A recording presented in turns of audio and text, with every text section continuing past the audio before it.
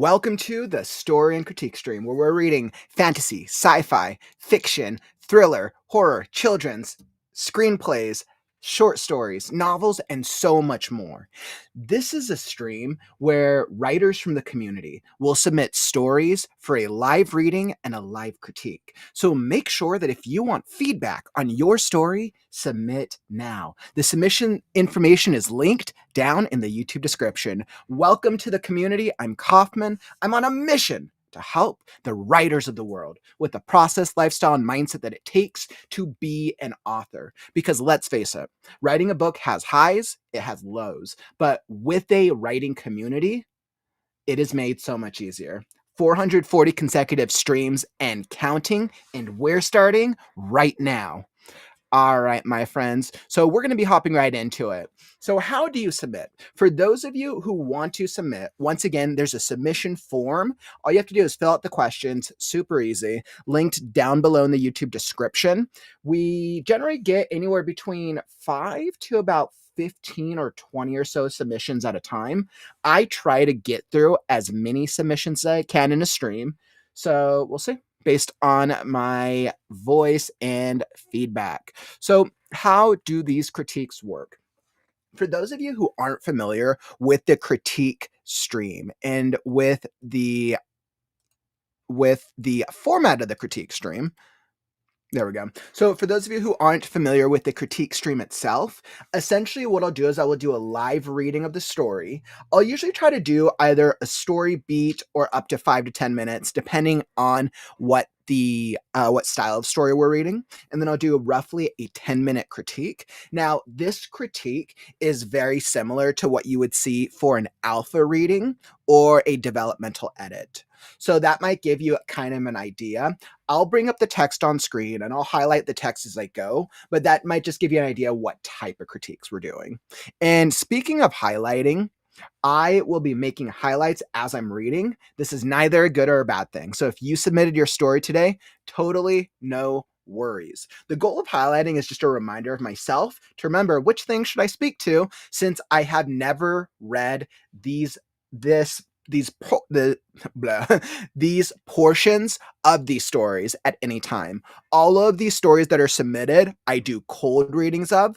I scan a little bit before the stream starts to make sure that they're set up and formatted correctly for the show, but I don't actually read them beforehand because I want to be able to deliver you as much of a fun live reading experience in addition to keeping myself entertained.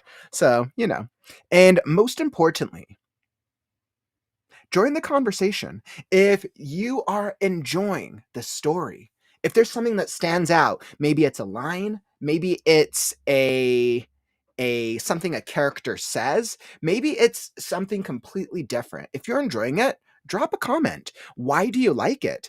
This will help the author so much. And also, most importantly, if you are seeing something, you're like, hey, I don't know if I like that, drop a comment. Let the author know why you don't like it. I like to look at critiques as the following 5 elements.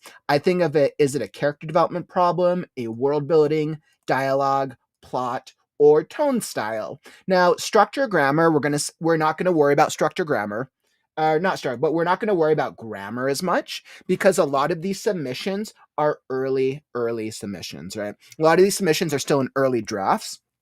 And we want to remember that at this point in the submission or at this point in the drafting process, we don't usually focus on grammar until we get after the developmental stuff is all fixed, once we get to the line edit, once the core story is sound and structured. So, excellent. So I usually won't try to focus on grammar unless the grammar is really prohibits from a clean, good reading experience. All right. Perfect. So I think we are all ready. If you have any questions, make sure to drop a comment below if you want to know anything about the stream. I know most of our regulars are here. I'm so happy to have all you guys here. So what we're going to be starting off with first, Eli, I got your story queued up. From the desk, Fartheratrax, Mandtreestd. I was like, I think I got that. From the desk, Fartheratrax, Mandtreestd, a science fiction by author Eli. by author Eli Minkiewicz. All right, Eli. So we got your story queued up, and I have you all set up over here. Eli, I know I saw you in the stream already. So we're going to be hopping right into your story. I'm very excited to be able to see what we got today. I've been so used to your other stories, and it's always a pleasure when we get to explore another type of story that someone's working on. So very, very cool. All right, and let me gotta make sure I am ready on my end. And perfect. All right, I am all ready.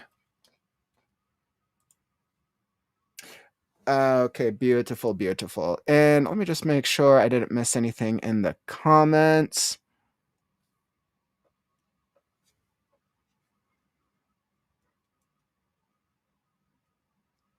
And by the way, I saw Penumbra. I saw you hop in, my friend. Welcome, welcome, welcome. Glad to have you in here, my friend.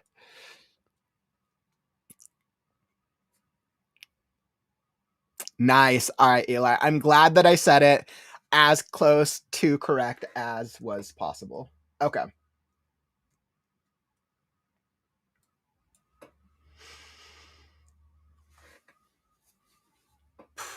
And I am ready.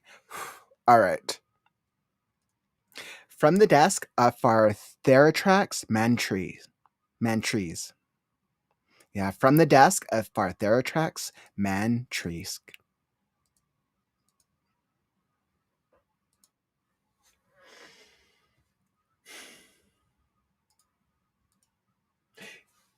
You're not going to understand any of this, but what do you expect me to do?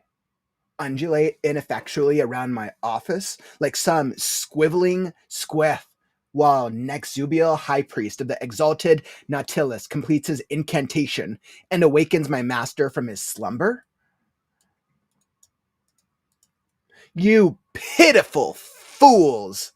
Oh, how I weep for your young, if you cannot somehow make sense of my warning and find a way to stop Nexubiel from finishing his dreadful ritual, even now as I dictate this warning to my secretary.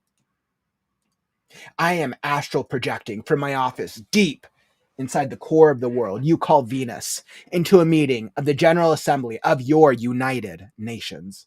For all the damnable good it does me, my species, whose name would be rendered something like Gulach in your English language, is all but undetectable to your three-dimensional minds. Ugh. Even the most sensitive among you would think I was nothing more than a ghost, if you were able to see me at all. There is no time. Nexubiel must be stopped. Soon he will be finished reciting the opening stanza, and if his stamina holds, he'll have the entire incantation finished in 500 years. Under no circumstances can this be allowed to take place.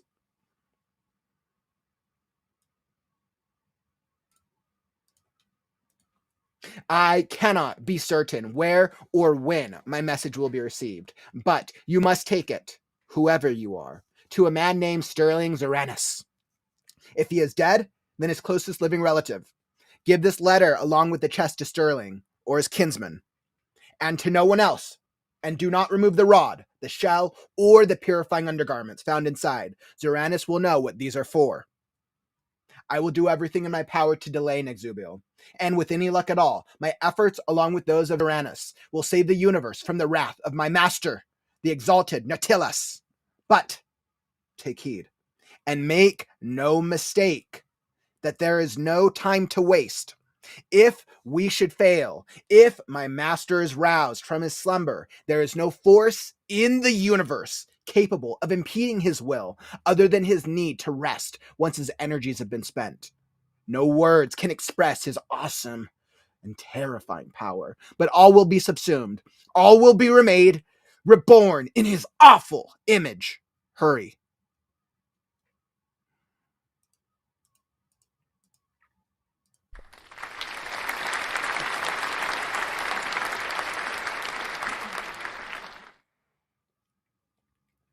Wow. Oh my goodness. I absolutely love that. I absolutely love that. That was a really, really cool little excerpt, Eli. So first off, we got the very beginning of it. Sounds like the setup for a really interesting story. I feel like the character that you created, what's Fartheratrax Mandtreestd, because the T and D, I think that D's would probably be silent. Fartheratrax Mandtreestd. I think that's what it would be. Fartheratrax Mandtreestd. First off, that's a really cool name, by the way. Such a fantastical name. But I think my favorite thing was the character. He felt like he was a very like clearly defined character, and I was totally picking up on his personality even in just a couple pages. I want to say absolute congratulations. I feel like you definitely pulled the character off. And I think the two things that were really a focus in that story was clearly the character development and the plot. Probably a little interchangeably mixed. We did some world building there, and there was a lot of world building elements. I think some of the world building elements might have gotten in the way of the plot, but we'll see. I'm going to go back into it and we're going to see what kind of stands out. But I think absolutely the character development is my favorite. And I can say with 100% certainty that I really want to know what's going to happen next. This almost feels like a prologue. I know you said, actually, it doesn't even say chapter 1, but this almost feels like the prologue to the start of a story. I can't tell if the rest of the story is going to be like some type of hero trying to save the world from this evil like Thanos type villain that he spoke of.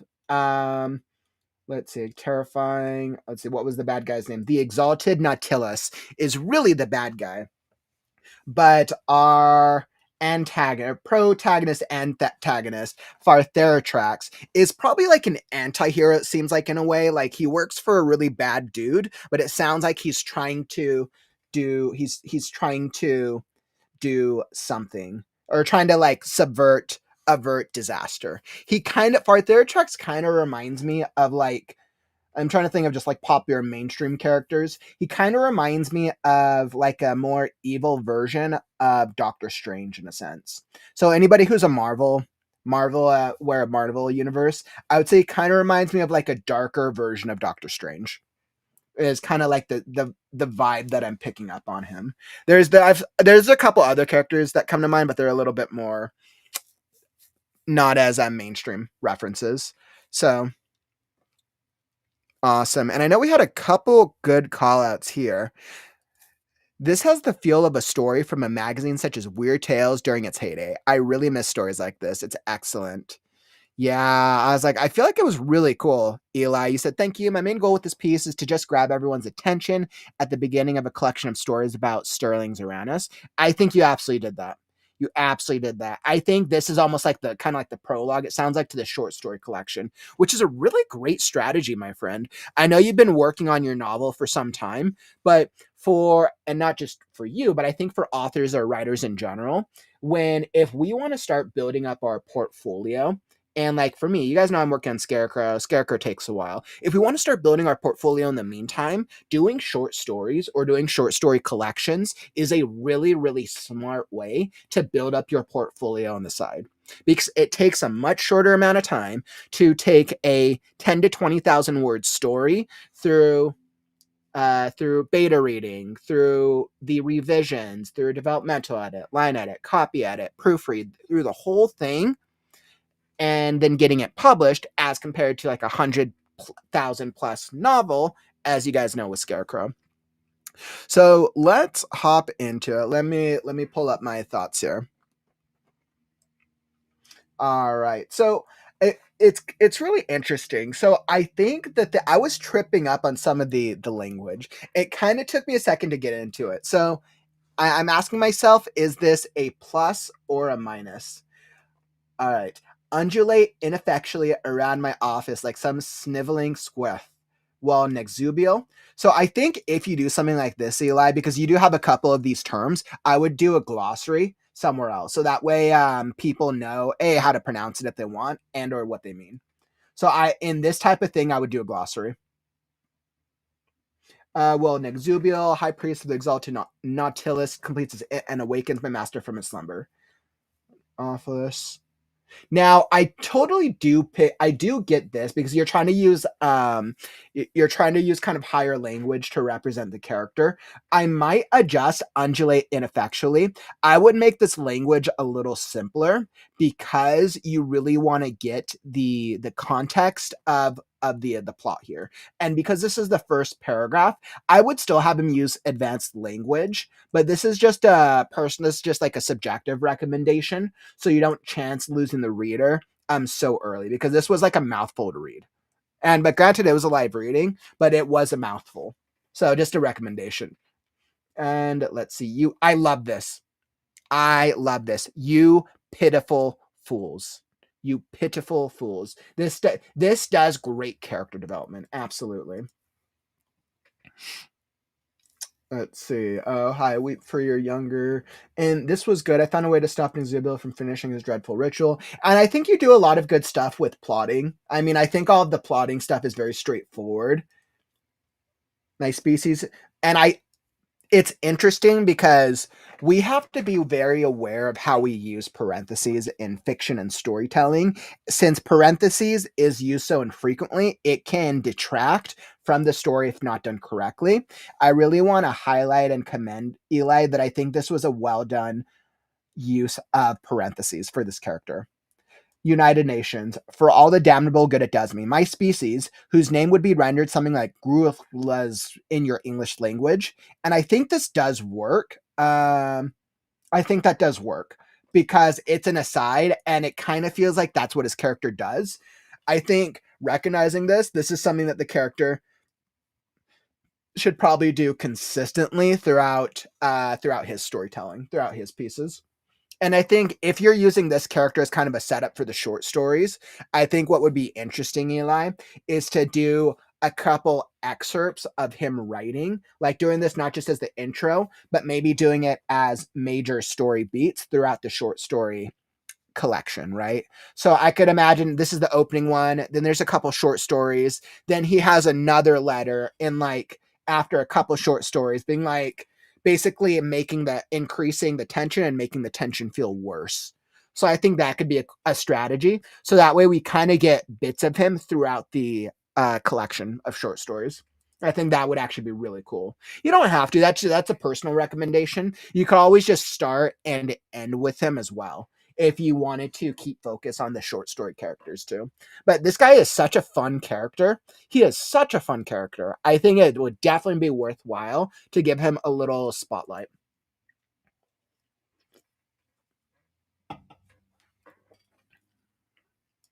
Let's see. There's no time. Nexubiel must be stopped.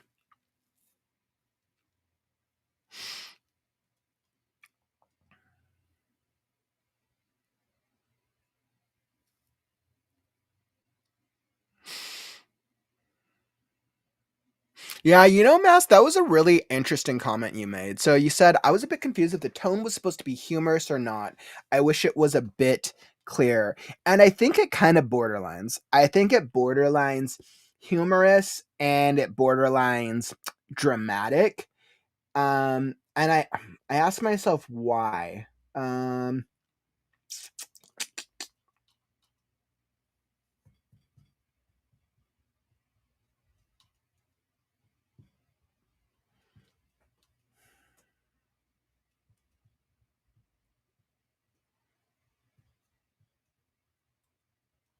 Let me think about that.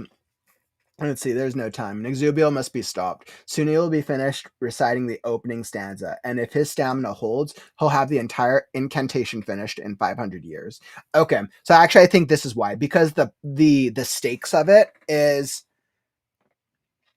it seems like this individual is like it's like the end of the world, right? It sounds like something really bad is about to happen, but then the stakes of it is but it's not going to happen for 500 years. So then what happens is it feels like this character is overreacting.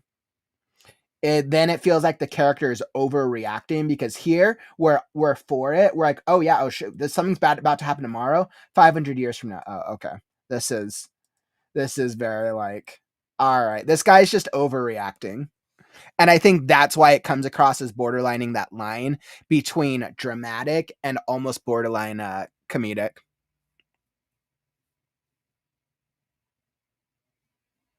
Yeah, and I actually totally got that sense as well. I imagine Fartheratrax is a bureaucrat who hates Nick Zubil, some sort of personal grudge, and he's really interested in self-preservation. And I mean, this seems like the type of character that if you wanted to have a commentary on bureaucrats, this kind of seems like this would be that type of character dynamic.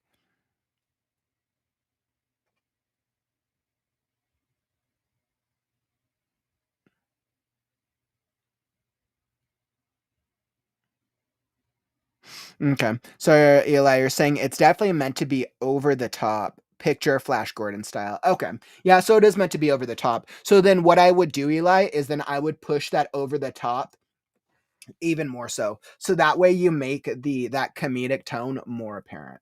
And the way that you do that is you basically having him overreacting. Like this thing, we up until this moment, we think that the stakes are dire because this character is so intense, but then we learn here, oh, but it's not happening for 500 years. So I would do this thing where it feels like he's really dramatic, but then after here, he would be 500 years. But wait, tomorrow will be the end of the world. So then you lead us to believe, oh, okay, actually, maybe something bad is about to happen. But then after tomorrow, he's like, but, and then he minimizes it, right? But he's like, but tomorrow will be the end of the world for my dog, right? So something like that. You want to do extreme stakes, and then you want him to minimize the stakes, and that's what creates that comedic irony and timing, because his character, then the reader recognizes his character is an exaggerator. So then when something bad's going to happen, we're not going to believe him. He kind of becomes the boy who cried wolf character trope in a sense. So, and I think making that clear that he is definitively an exaggerator really plays into that. Yeah, and I mean, I think if you don't want it to be as comedic, Eli, then that means the stakes have to be immediate, because the character is speaking in a way where it feels like the world's going to end right now. The consequences have to be an immediate, because of how exaggerated and how big the character is. So yeah, I mean, if you want it to feel more dramatic and you don't want to go comedic, that's what I would do. I would make sure that the stakes are very like end of the world right now type of deal, because his character is so extreme. Hey, what's up, Morgana? Saw you hop in, my friend. Welcome, welcome, welcome. I know, right? That was the same thing I was thinking. Oh, this is awful, but I have 500 years for this until the end of the world. Yeah, I was definitely thinking that as well. Let's see. Like, you could make it clear that he doesn't know when or where the message will go. Yeah, and I mean that could be. I think that that could work. I think just whatever stakes you do, the stakes just have to feel immediate. I think that's really what it comes down to. He's like, it could be the end of the world tomorrow, or it could be the end of the world in 100 years. The last time this thing happened, a planet died, right? So then if you give us evidence that something bad happened because they didn't listen to him or they didn't do the thing, then the reader is like, okay, so he's actually telling the truth. He's actually trying to help us not be killed by the exalted Nautilus. That's interesting, Master. You're thinking the character should be more over the top. Interesting.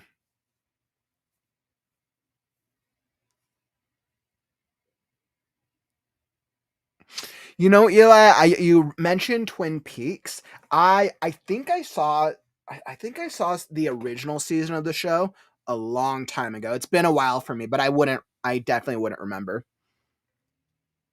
So, yeah, but overall though, I'm very intrigued by it, and I definitely want to learn more.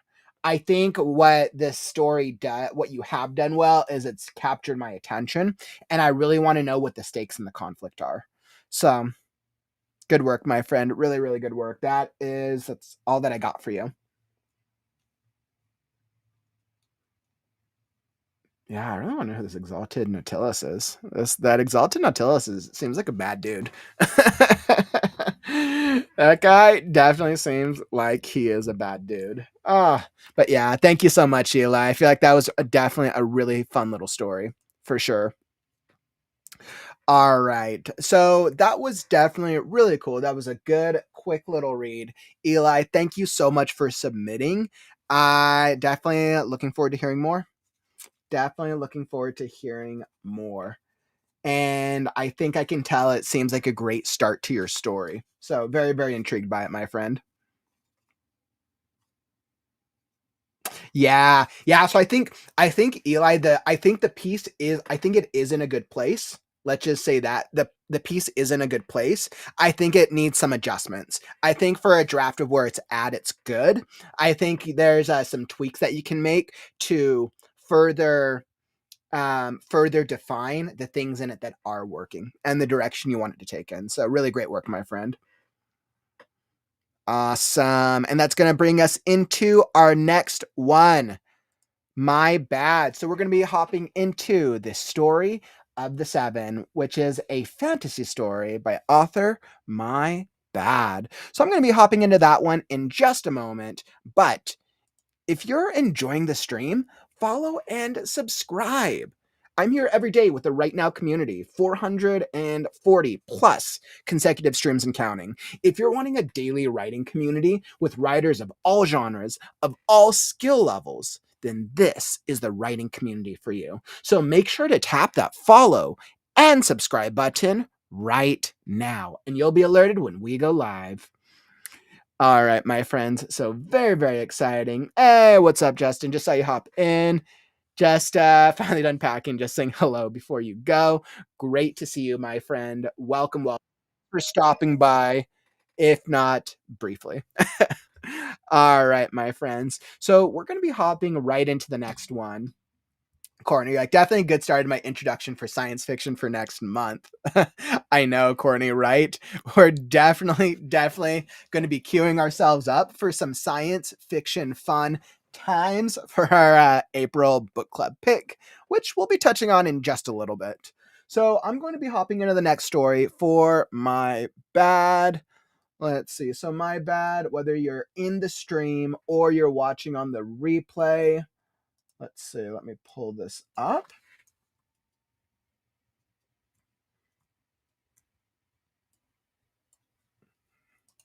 All right, perfect. And I am all ready. Got to get some water, make sure I'm staying hydrated.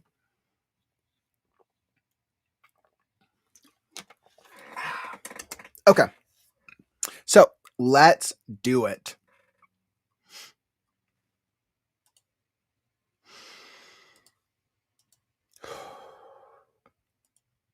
The Story of the Seven, a fantasy story by author My Bad.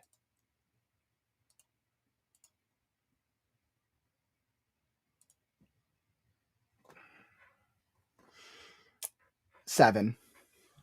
Chapter 1, Arroyo's Problems.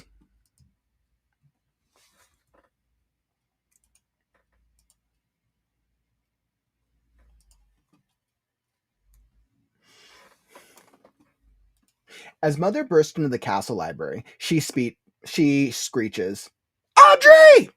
The librarian is visibly trying to not get executed for yelling at her. Your Majesty, please. The librarian is ignored as Mother storms by, Milena dragged close behind.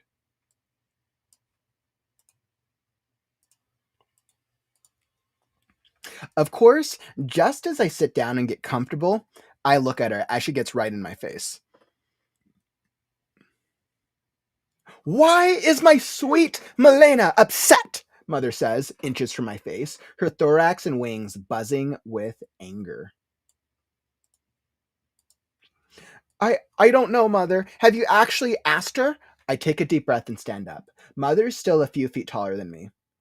She may have the answer you're looking for. Don't sass me, young lady! Mother screeches, my antenna starting to hurt. There are dozens of eyes on us now. I don't like all these eyes on me, especially in this light. Letting out a heavy sigh, I walk up to the librarian's desk.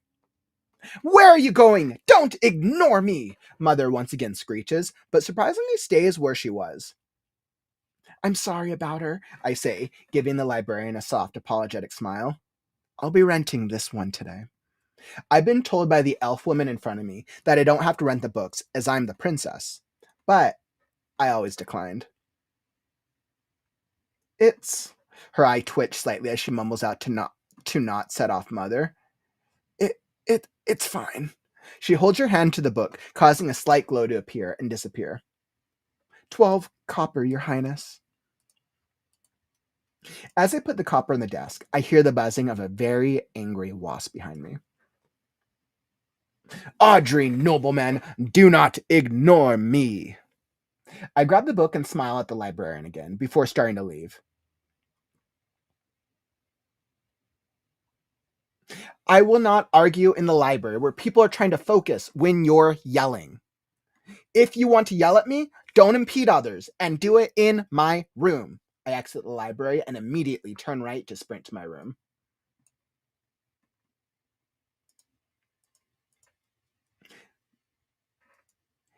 I am the queen and I will impede on anyone I choose. I hear the screech turning down an offshoot corridor, getting out of sight of the library door,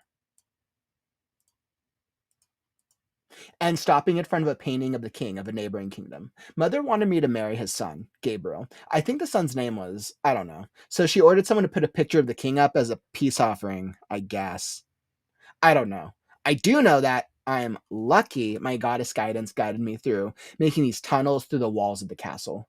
Climbing in behind the painting, I wait for the sound of a buzzing thorax and wings to go by, accompanied by a cry of pain.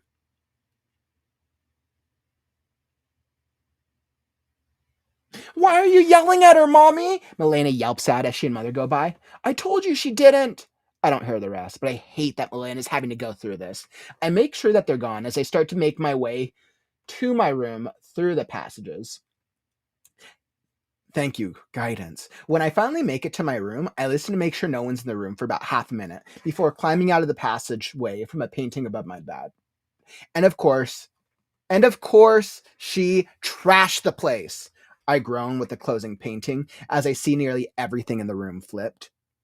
I walk around the room and put everything back to how it was, noticing a few small missing items missing, but nothing too important. Sitting back down on the bed, I open The Prophecy of the Seven to the first page. So, some guy from the Cult of Chaos, like 150 years ago, announced to the world that an evil god will destroy the world in the future. To our knowledge, only zealots of gods and goddesses that persist in chaos's wide-reaching domain have been given visions. It's honestly a little crazy that so many people believe something that only evil gods and goddesses have suggested. Not even those who specifically worship prophecy have been notified.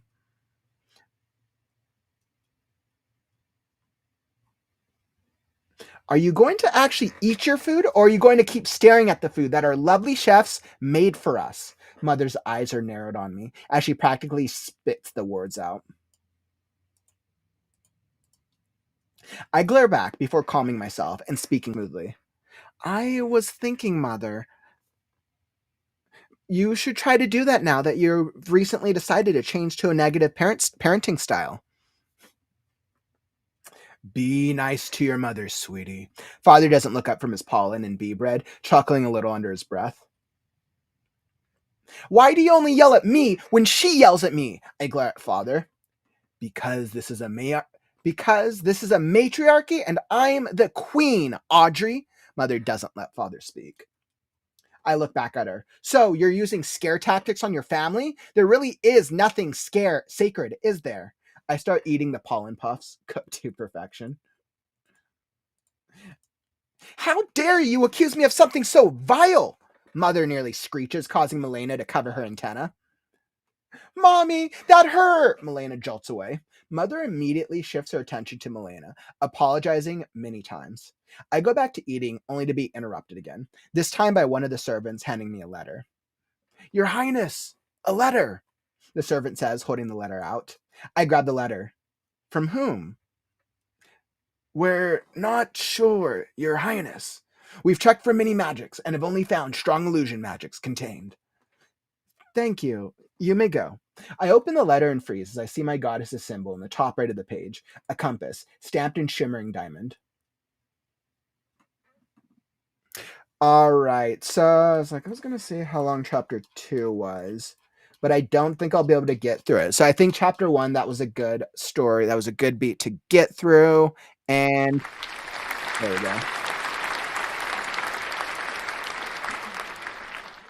go. Awesome. Wow. So with that story, I absolutely love the world building of it. Who doesn't love an insect type protagonist? This is kind of like it's a bug kingdom and it's interesting. We don't get to see bug kingdom type stories or worlds done that often, but granted, I think there was an elf that was mentioned as well. So I have a couple questions that come to mind. I'm like, okay, so is this just like a kingdom of bugs, or is it bugs and elves, or is it a bunch of different fantasy creatures? So that's something that's on my mind, but I do think the strongest part of this is the world building. I think the world building for this story is well done. There's a lot of clues, there's a lot of foreshadowing, and there's a lot of elements that are dropped throughout. So from the first chapter, I felt like I was clear on, okay, we're in some type of bug kingdom, and we obviously have the princess or the daughter of the king and the queen. I think that setup was very clear.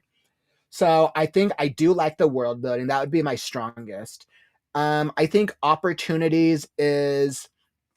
I think there was a little bit of a structure opportunity from the dialogue tags kept getting me, but I'll dig into that. I'm asking myself, how does the character development uh, of the characters, which one did I like the most? I think I liked the queen the most. What did you guys think? Was there a character that stood out to you? Was there something where you're like, hey, that kind of feels like it could be tweaked? Drop a comment. I would love to hear. So let's see. And then I think the dialogue does work. I think the dialogue works for the draft it's in. It could be cleaned up a little bit. But yeah, so those are my initial thoughts. Let's dig into it and see what we got here. So when I think about, let's see, so starting at the top, another person in the castle library, she screeches, Audrey. The librarian is visibly trying to not get executed for yelling at her.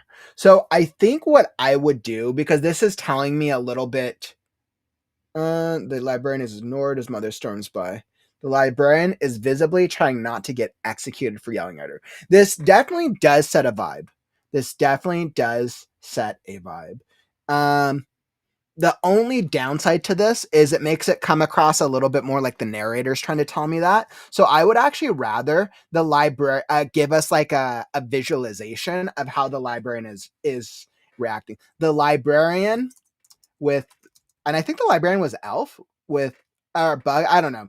So I would be the librarian with bug like ears or with bug like antenna, quakes or shivers uh visibly trying to blend in to the wall, almost like trying to blend, like as if she were trying to blend in to the desk, right? So something like that. Now this is just something I came up with off the top of my head, but I would rather you do something like this, then the reader can pick up the description in the mind, like, oh, okay, why do I have a like this character is trying to like hide? Because then we see the character's dialogue, your majesty, please. Okay, clearly evil queen character, all right, and then we can pick up on that, and then it doesn't feel like the narrator is trying to tell us what's going to happen. So I think this would be a really good example, especially because this is the first paragraph or the first couple of paragraphs. I would highly recommend that. The librarian is ignored as mother storms by. Milena dragged close behind. Awesome. The librarian is ignored as mother storms by. Milena dragged behind. So the librarian, but and I think what's interesting about this is it's almost like a POV switch. So the librarian, like, let's focus on the librarian, and then because you're not referring to her as mother, you're referring to her as the queen. So I would almost recommend, since we're kind of still about the librarian, she is ignored as the queen storms by. She is ignored as the queen storms by. Milena dragged close behind. And I think that would be a little, because I think that would make it a little bit more conducive. So that way we can kind of focus on this moment, because I know we're really going to be focusing on our protagonist. But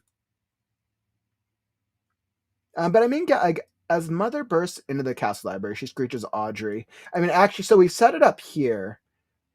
She is ignored as... Actually, you know what I would do? No, I think she's ignored as a mother. Actually, I think I would, thinking about it, I think I would, as Mother storms by. I think I would do this. I would just make it a separate paragraph. I think I would just make it a separate paragraph, actually. We don't need, of course, this is just me being an editor, but we still get the same thing. Just as I sit down and get comfortable. Just as she ignores Mother storms by, I look at her as she gets right in my face. I would actually rather give her an action. I groan. I groan just as I groan as I sit down and get comfortable. I look at her and she gets right in my face. So we don't even need to know that you look at her, because it's going to be obvious that we already can assume that the character's looking at the queen. I look at her. She gets right in my face. So I would say she stands. She stops before me, commanding attention, and gets right in my face, right? So I would do like a little bit of character building for the mom here, and gets right in my face. Let's see. Why is my sweet Milena upset? Mother says, and just for my face. And then since you already said that she was right in front of her face here, you could almost leave this. You could probably do a speech tag if you really wanted to. Why is my sweet Milena upset, Mother? Mother says. Since he did an exclamation, I mean, it is a question, but this could be a style choice. Maybe that's just how the mom speaks. Her thorax and wings buzz with anger. So I didn't actually know that they were bugs until this moment. Now, technically, we've done a couple paragraphs. I would actually start the first sentence with a bug trope. As Mother buzzes into the castle library, she screeches. I would recommend that, just so that way we're setting the reader up immediately. We're like, oh, okay, something bug-like. Now, if you wanted to keep it like an element of surprise, and hey, I don't want the reader to know it's bugs yet, then you could get rid of this and keep it neutral. But I think because you use this so early on, I say just go with it from the very beginning, so it makes it clearer for the reader. Awesome. So let's see, what else do we got?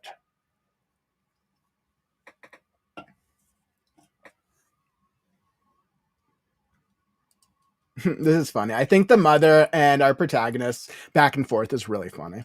Don't sass me, young lady. I'm like, oh, don't sass me. That's really funny. Or I think you did a good job of the mother and daughter dynamic. Very, very well. Let's see. And then this is all good. Mother once again screeches. I'm sorry about her. Okay, so the librarian is an elf.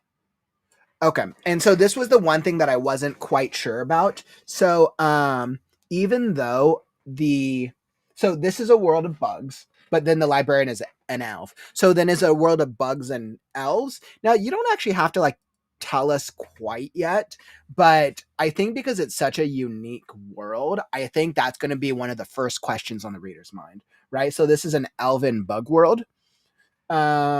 Which that's what it could be, but that's just a reader thing that's on my mind. So something to be aware of.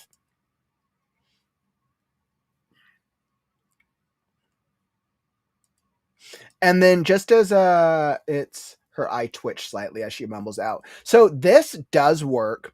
This does work as a piece of dialogue. I was going to talk about the speech tag for just a moment. So technically, this is an action, and because it's interrupting her dialogue, this can work. The only thing is, like, stylistically, I would make this shorter. When you interrupt dialogue like this like grammatically it works. But you want to make it a little bit more precise, so that way it doesn't feel like the dialogue is interrupted that much by whatever the action is. So I would actually go, it's her eye twitched. Her eye twitched. Mumbling. Right? So I would do that. It's her eye twitched. And then remember, we don't capitalize after a piece of dialogue. So it's her eye twitched, mumbling. It's fine. You could go. Yeah. I was almost wondering if. Nah, I think that word. It's her eye twitched, mumbling. It's fine. She holds her hand onto the book, causing a slight glow to appear and disappear. We don't need slight. That's word stuffing. She holds her hand to the book, causing a glow to appear and disappear. Ooh, interesting. So that's like an elven magic of some type. I'm very intrigued by that. Audrey Nobleman, do not ignore me. Once again, I think the dynamic between the mom and the daughter is very well done. And let's see, I grabbed the book and smile. I will not argue. I grabbed the book and smile at the librarian again before starting to leave. This one, I will not argue in the library. I will grab the book and smile at the library again before starting to leave. So in a present moment, this is a little like, it does work. So essentially, when I think about the action, right? You grab the book, she smiles at the librarian, before she starts to leave, and then she talks. But why not just have her grab the book, smile at the librarian, and then talk, and then leave? When you use before starting to leave, it kind of creates this like extra action that's just not necessary, right? So I would go, I grab the book and smile at the librarian, and smile at the librarian again. I would rather do smile at the librarian again, glancing over my shoulder. I will not argue in the library where people are trying to focus when you're yelling. I would actually separate this with another action. I walk towards the yelling as I walk towards the exit. If you want to yell, and then I would separate it like that. I think that would make it a little bit. So then when I look at this paragraph, I grab the book and smile at the librarian again, glancing over my shoulder. I will not argue in the library where people are trying to focus, when you're, where people are trying to focus, as I walk towards the exit. If you want to yell at me, don't impede others and do it in my room. Perfect. So I think that makes it a little bit more straightforward. I exit the library and immediately turn. And then she says, I am the queen and I will impede anyone I choose. I like this. I think I would just give her an action. Since she's exited the library, this means I exit and immediately turn right to sprint to my room. So if she's in the hall already, how does she hear the queen? Right? Which means that the queen's words are basically echoing down the hall. So I would either change this, or I would make the action my mother's words echoed down the hall. I am the queen and I will impede on anyone. I will impede on anyone. And then I would just leave it like this, right? Since we're technically walking away. So I think that would actually make that a little stronger. You could do the speech tag, this action tag after, but I think that would clarify it. So, yeah. And then we do some world building here, but yeah, I told you I didn't hear the rest, but I hate that Melinda's having to go through this.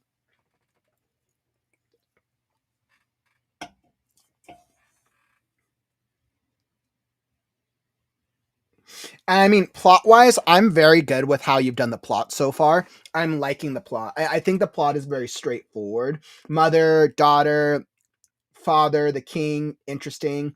She's reading the prophecy of the seven. That's interesting.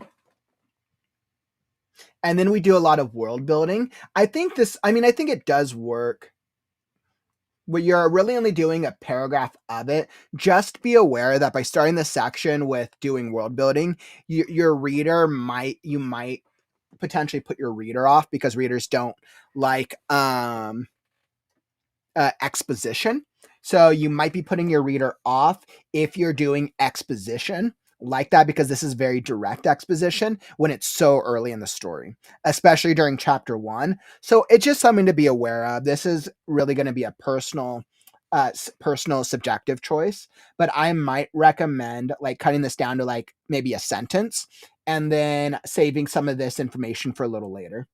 since we're still so early on in the narrative. Because remember, we want to get our reader attached and connected to our protagonists first. We want them to care about our characters, and then you can give them that exposition that they need. But so far, I don't think they care about the characters quite yet.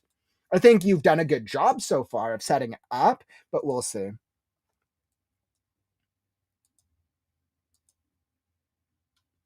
Now, we did do a scene break, so it does make sense. I think something you do. So I had assumed that she's still sitting back down in her bed. I was confused when she was talking to her mom because I thought her mom was still in the library. So I would just make sure to set up having her start. So it's fine if you start with this, but then I would set up. I look up. I set the book down. Now sitting in my room as now sitting in my room.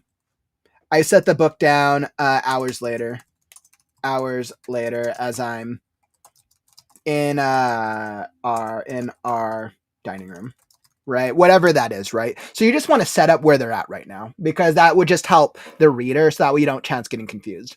Otherwise the reader will be like, I thought the mom was in the throne room. Or not throne room, the library.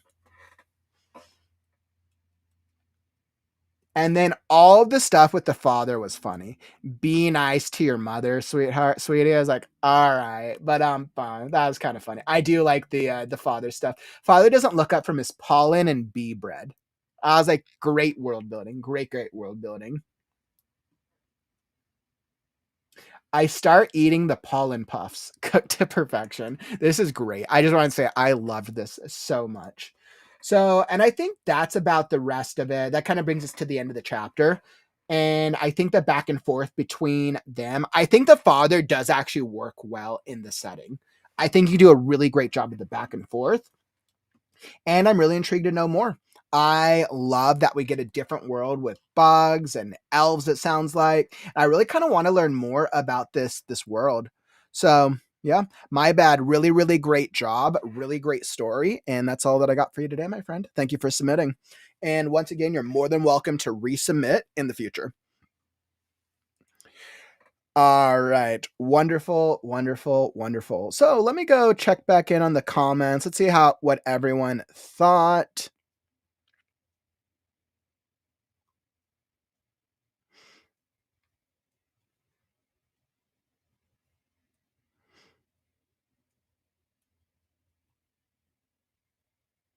Yeah, okay. So it sounds like I saw a couple of you guys were kind of asking the same questions with the bee and the elf imagery. Yeah, and then Carrick was kind of saying, I like the character development in My Bad Story. I got a clear idea of what the characters are like and what their relationships are like. So, and I thought that was clear enough as well. I understood the character dynamics, which I think was well done. And Eli, I knew you were gonna like the story. You're like, I love a story about a wasp. Eli, you might be a little biased towards our insect stories. Thanks so much, Lillian. Great screech. I was like, I hope I got the screech down. Let's see. Mm-hmm. I agree with that. Calvin, I was saying the same thing. Like the queen reminded me of the evil queen, which was great. I completely agree with that. I got the evil queen vibe, but granted, right now it could just be misunderstood mother. We haven't. I mean, technically, the librarian was really scared of her, and he said that executed. So she is evil queen. You're right. She is absolutely evil queen.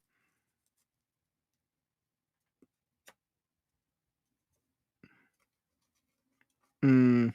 Which that totally makes sense. So Mass was saying, I thought the character didn't stand out for me. Felt a little bit too close to the trope. Maybe it's just me though. And that's probably because our protagonist was like young princess is who probably wants to get out and explore the world and is feeling like they're being withheld or set back by their parents. And I think this trope has been done a lot. It really has. And I think what's unique about your world is that you're in a bug type world. So I think if you want to go against tropes and you want to make it stand out more, I think you could ask yourself things like, okay, how does this bug princess differ from any other bug princess? What are things that would make her different and act and feel different than that normal princess trope? Now, you could play into the princess trope, right? You absolutely could, because there's a lot of readers who love that type of trope. I think we just always want to layer on like, what is her quirk that makes her stand out and makes it unique to your world. So I think so far I don't have quite a quirk for your protagonist.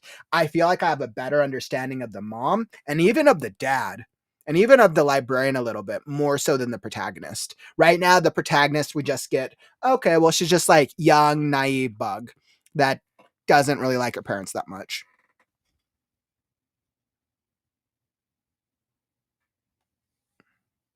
Mm, Eli had a great recommendation as well.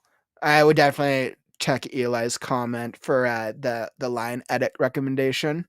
Absolutely agreed. Hey, what's up now? Welcome, my friend.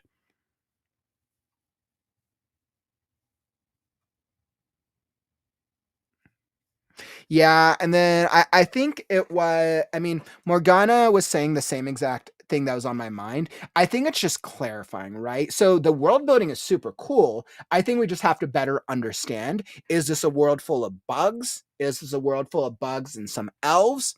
Are there hobbits and dwarves and dragons out there as well? Or is it just a bug kingdom?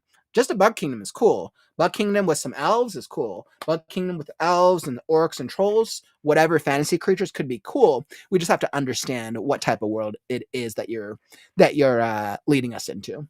So yeah, very cool. Thanks for submitting MyBad. Ah, awesome. I feel great.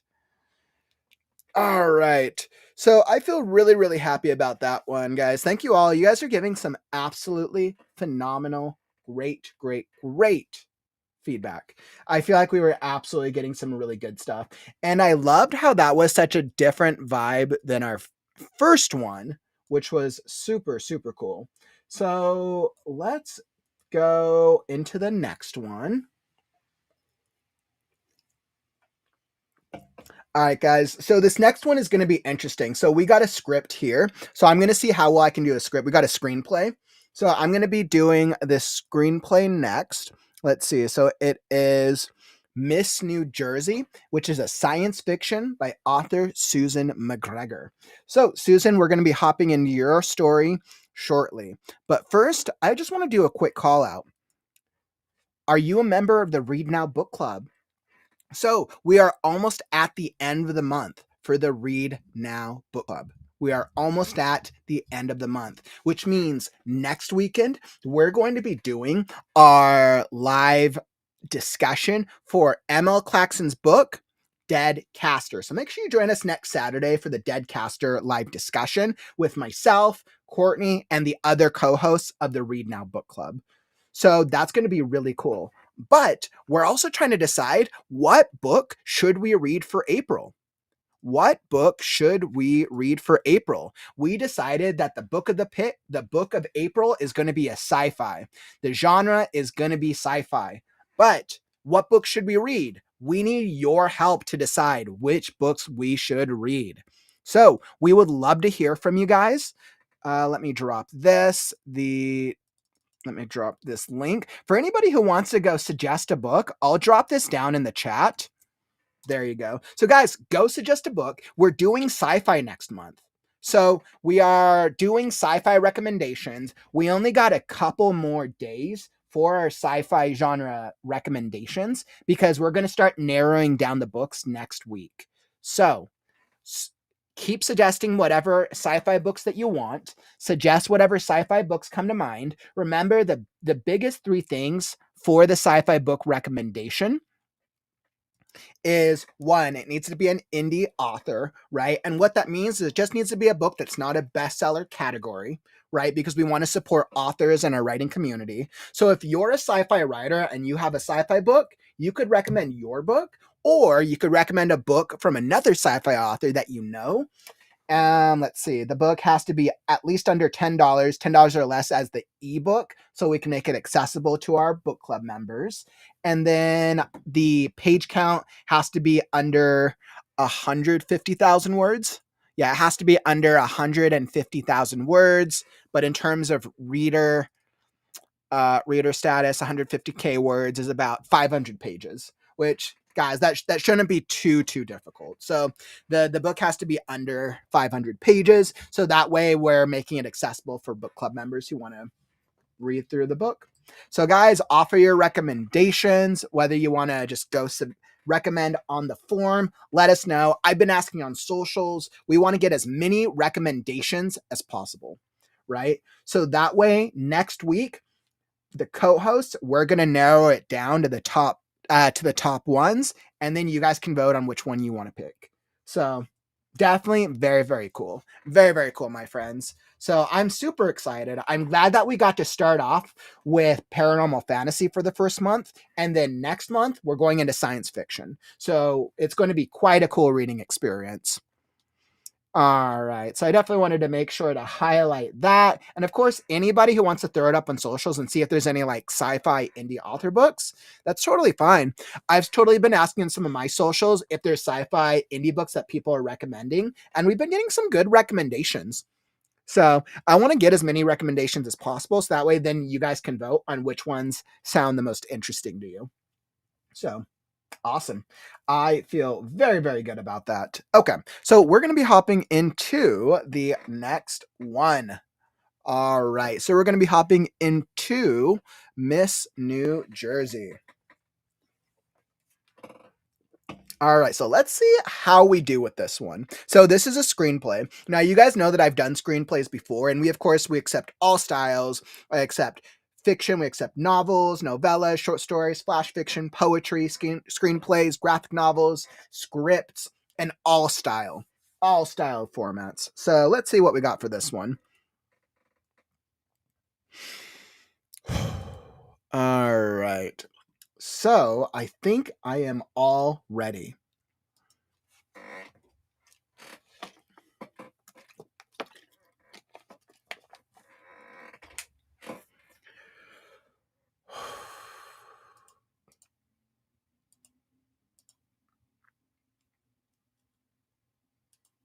Miss New Jersey, a science fiction screenplay by author Susan McGregor.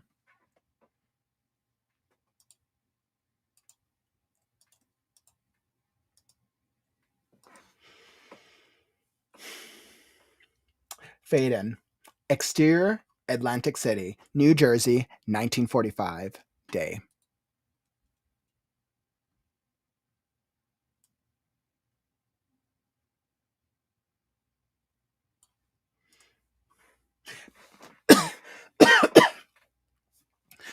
Patricia O'Brien, 20s. A drop-dead beautiful beauty contestant with one goal in mind: to win Miss America. She looks over at the other contestants: Miss Arizona, Miss Rhode Island, and Miss New York. Announcer. Oh, okay. And just so you guys know, some of the spacing might be off for this. And that's probably just because it got translated as a script to Google Docs. So don't worry about that. Okay. Announcer. The winner is Patricia O'Brien. Patricia turns to the crowd, looking at them. She notices a silver crown on her head. She notices a soldier in the front row. She looks at the soldier from head to toe.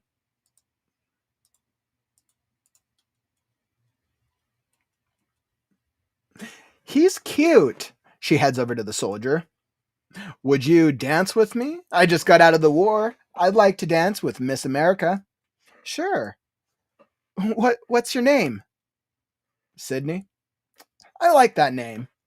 Benny Goodman's song, Sing, Sing, Sing, plays in the background. Sydney takes her hand over to him. He twirls her body around. She pulls away for a moment. They spin around. She pulls away. She picks up the bottom of her dress, started dancing. She notices the crowd looking at them. You're a good dancer. Yeah? What are you doing later? Promoting, doing Miss America duties. She looks into the soldier's blue eyes. The soldier smiles at her. I wish we met earlier. Sydney takes Patricia's hand. We met now. Where are you taking me? She takes a glance at the crowd. She turns to him. I'm going to do my first photo shoot. I want to be with you. I want to know everything about you. You know me? She takes a glance at the crowd again. You are so pretty that I have to have you. I want to go for a drive with you. She gulps her throat. I don't know you that well. Why would I go anywhere with you? Please. Patricia looks at Sydney. She takes a few deep breaths. Part of her likes the allure of Sydney. The soldier, the mystery of going with a complete stranger. Part of her is torn. Patricia's mom, Laura, 40s, heading over to the couple. She has her hair up in a bun and wore a blue polka dot dress, wearing very little makeup. Just wears dark red lipstick.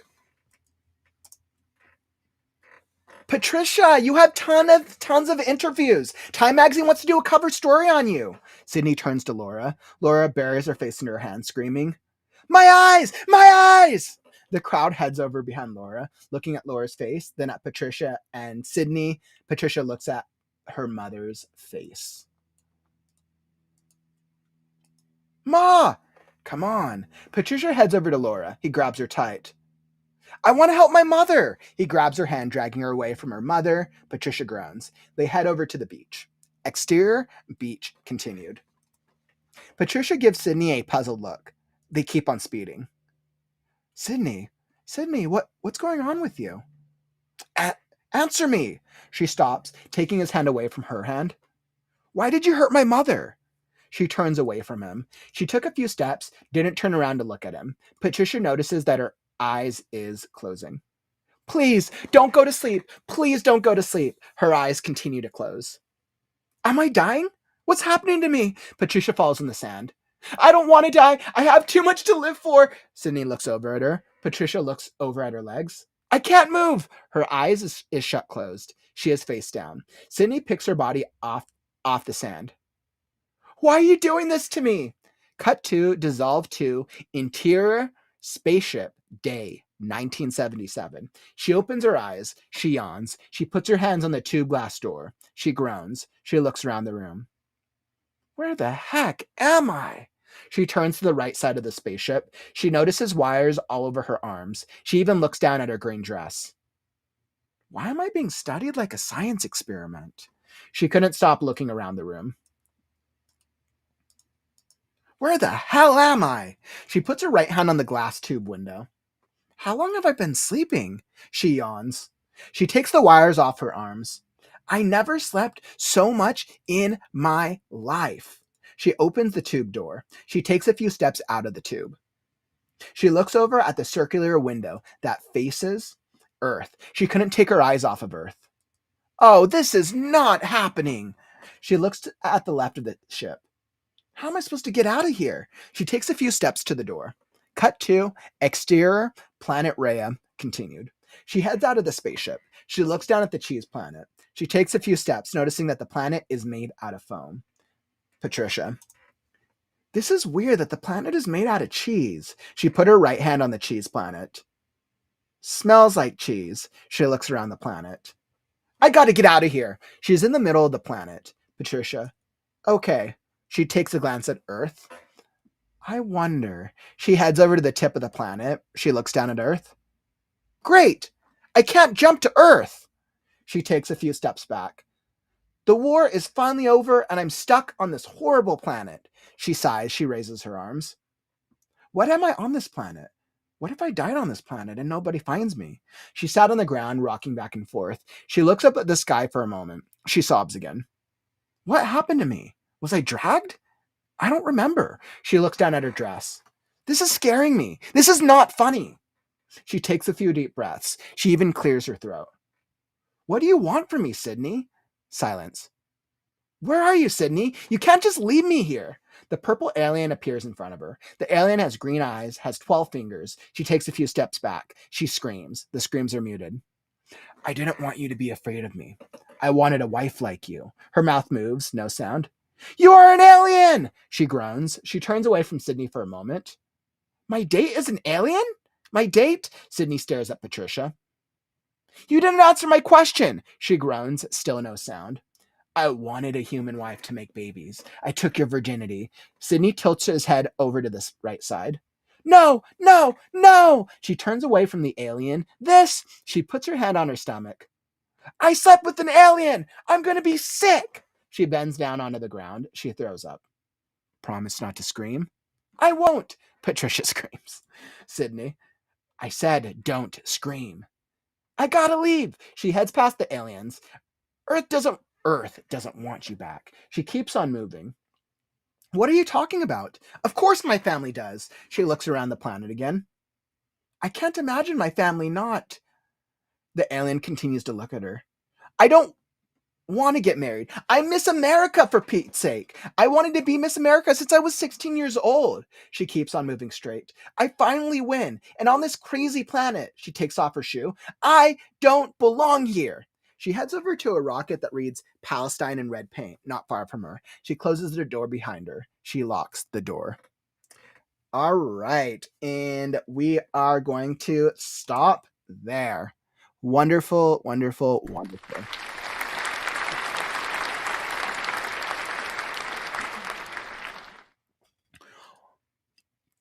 Wow. So, first thing that I can say, I feel like I went on quite a journey. Oh my goodness. So, I was like, I don't even know where to start. I think we have a lot of elements and a lot of things that are going on here. What is working? So, I would say that you have a lot of really interesting characters. You have some characters which I can tell have really intense, really big personalities, and you have a lot of big plot points that are actually really intriguing, right? So we have this young Miss America is basically at this type of party, type of Hollywood thing, and then she basically gets asked on a date by a very good-looking guy who basically abducts her, assaults her, right? And essentially, he abducts her, brings her to a spaceship, assaults her, and then she escapes, or they go to a planet. And it sounds like it's like this huge back and forth. So I'll admit, I think the thing that's working for it is you have some really interesting characters, but I think the biggest thing that's working against it is there's some plot points that I'm just a little confused about. I'm just not sure. Now, it totally could have been me because I was doing a live reading, but I think we have some plot points, and I also think the structure. So there's two things, right? I think there's some plot points that need to be clarified, and then the structure. There's a lot of opportunities for a screenplay. So there's a lot of things where you included interiority and certain actions that just don't go in screenplays. The reason being is because screenplays and scripts are a different format than writing a fiction, writing a novel, or writing anything of that. So I think those two things were the biggest things that were holding us back. I'm going to get into it right now. So starting from the top,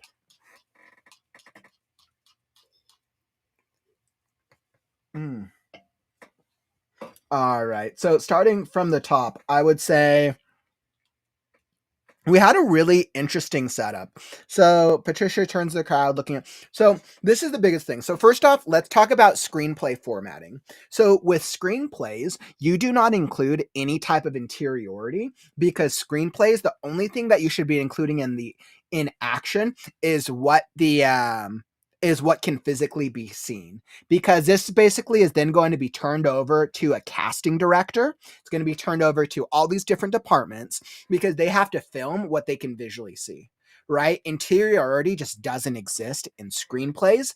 Interiority is basically an actor's job to bring that to life. I worked and lived in Hollywood for almost 10 years, so I'm very, very familiar with screenplays and with this type of writing. I've worked on many, many scripts myself, and it was my original goal to work in a writer's room. So let's see. So Patricia turns to the crowd looking at them. She notices a silver crown on her head. She notices a soldier in the front row. She looks at the soldier from head to toe. So the way that you would actually want to do this is the winner is a Patricia O'Brien. So let's see. A silver crown. Patricia O'Brien. Patricia, so you would actually, what you would actually do is you would actually include the silver crown then in the description. Patricia O'Brien, a drop dead beautiful beauty contestant. A drop dead beautiful beauty contestant. Wears a silver crown and gown. Right? So you actually want to include descriptions like that when you do the character setup. The reason being is the casting director is then going to take this description and they're going to go cast the roles for this. This will also be given to the costume department where they're going to need to look and see what each actor character is supposed to wear, right? So you got to keep this stuff together. Now I know you're trying to do it to build suspense, but it just doesn't work in a screenplay. Right? So she's not going to notice the soldier. So what's going to happen is you actually wouldn't put that there. You would actually then instead, you just need to reword it. You would say a soldier, a soldier. Let's see, 20s, whatever you want to say. Soldier, 20s, dressed. What is he wearing? Walks up, right? So then you would do that, right? Anytime you introduce a new character, you have to do a new character setup. Like you have to do a new character setup. Oh, what is the heck? Weird. Let's see. And we would do, yep. So then you would do it like this. For some reason, the spacing on this thing's been kind of funky. So, all right, there we go. So then you would say, right, so anytime you introduce a new character, Soldier 20 is what he's wearing. You can kind of keep the description kind of vague, especially if he is, you don't want the viewer to know what he looks like yet, right? Right. And you don't even need that because it's going to be obvious that he's asking to dance with her, right? Would you dance with me? I just got out of the war. I'd like to dance with Miss America. And then don't worry about this spacing. That was probably just the transition to Google Docs. So I wouldn't worry about that. This is a good song. This is a good song. I don't think you would use quotation marks. I'm pretty sure you would use italics anytime that you do a reference to something because then I forgot which department, but a department will basically go through. This would be sound effects. So the sound, not sound effects. This would be audio department. Might be sound effects, but essentially, somebody's going to go through the script, look for all the sound effects and all the music, and then add it to a list. Right. So this has to be formatted in a specific way. I believe usually it's italicized, but I would just double check.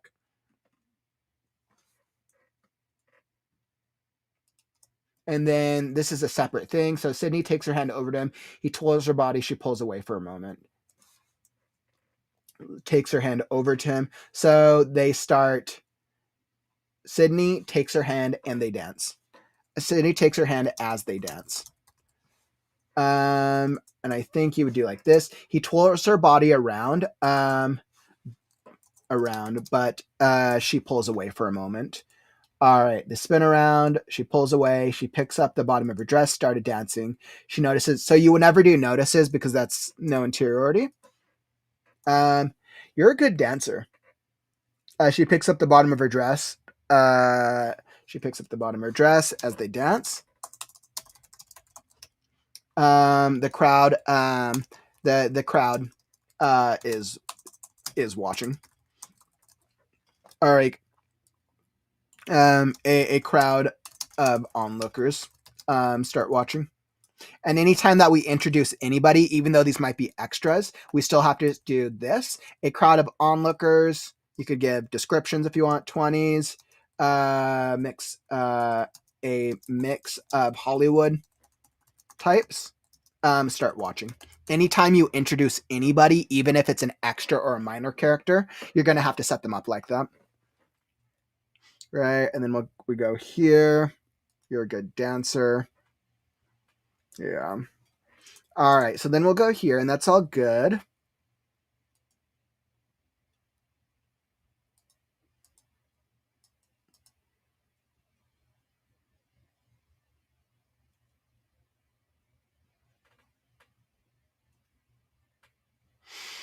All right. So we met now. Where are you taking me?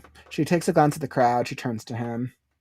Let's see. I want to be with you. I want to know everything about you. Okay, so I think then some of the plot points that I just wasn't clear about for me personally, and this could have been a reading. So a lot of those notes I just gave, I would just apply throughout the script, because a lot of those opportunities are pretty consistent.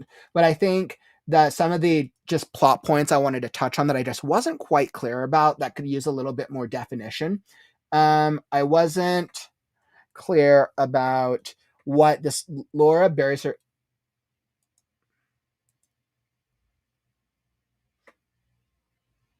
So I didn't understand what happened here. So we have Laura, I think who is her mom, right? So her mom comes over, tries to talk to her, and then Sydney turns to Laura. Laura buries her face into her hands, screaming. So it almost feels like you missed something right here. Like Sydney turns to Laura and slaps her. Laura buries her face in her hands, screaming. So I just wasn't quite clear on what was supposed to happen here. It kind of feels like we missed a beat. Let's see.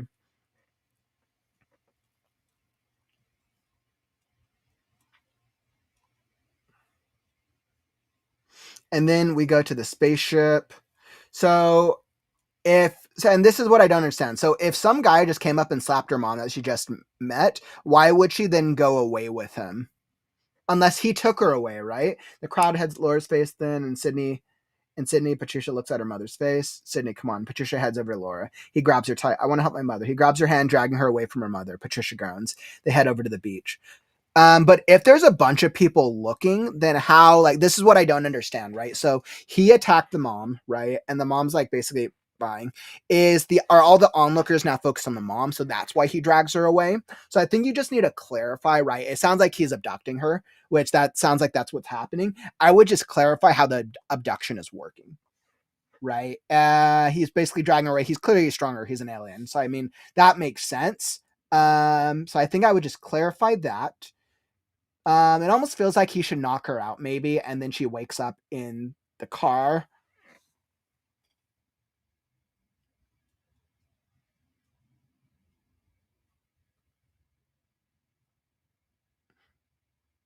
Yeah, I don't think that this beach scene is necessary. Because we already know that we already know that he's about to abduct her, unless they're walking to a spaceship, right? Unless they're arguing, and then at the end it says reveal spaceship, right? But it sounds like you wanted this spaceship reveal to be a surprise. So I would actually just get rid of the beach scene unless it's going to accomplish something plot related, and then have this take place on the spaceship.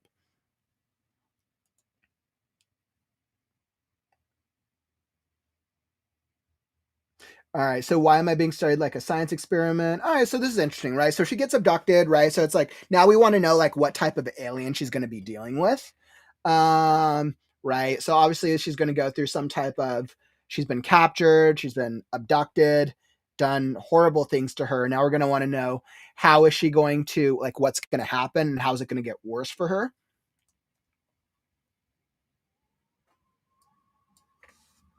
Right. So we already know the character's looking around the room because this is a screenplay. Let's see. Why am I being studied like a science experiment? Where the hell am I? And then like this, so when you have lines of the same character back to back, you wouldn't put a new thing like here. I know you originally had action like that, but I think I would just go here. All right, the spacing's off, but you get the gist. Um,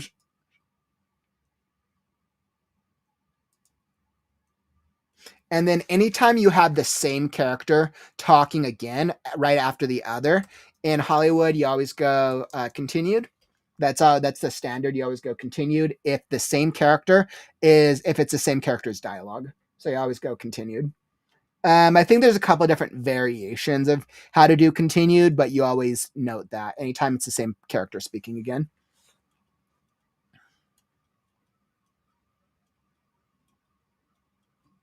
Awesome. And then cut to she heads out of the spaceship. All right. And then, so the spaceship is already on another planet. She looks down at the cheese planet.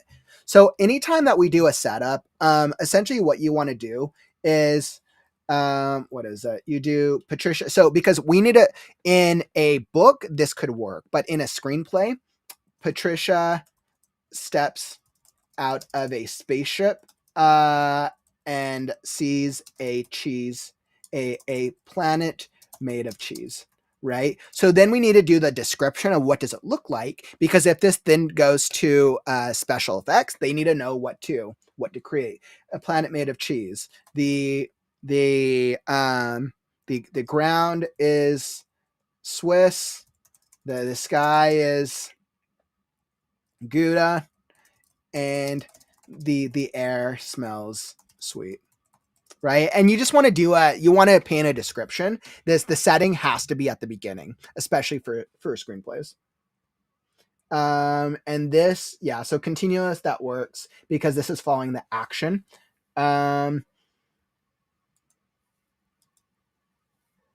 But you said she looks down at the cheese planet. So is it a planet made out of cheese, or is it a planet made out of cheese or made out of foam? So I would just clarify that in the setup.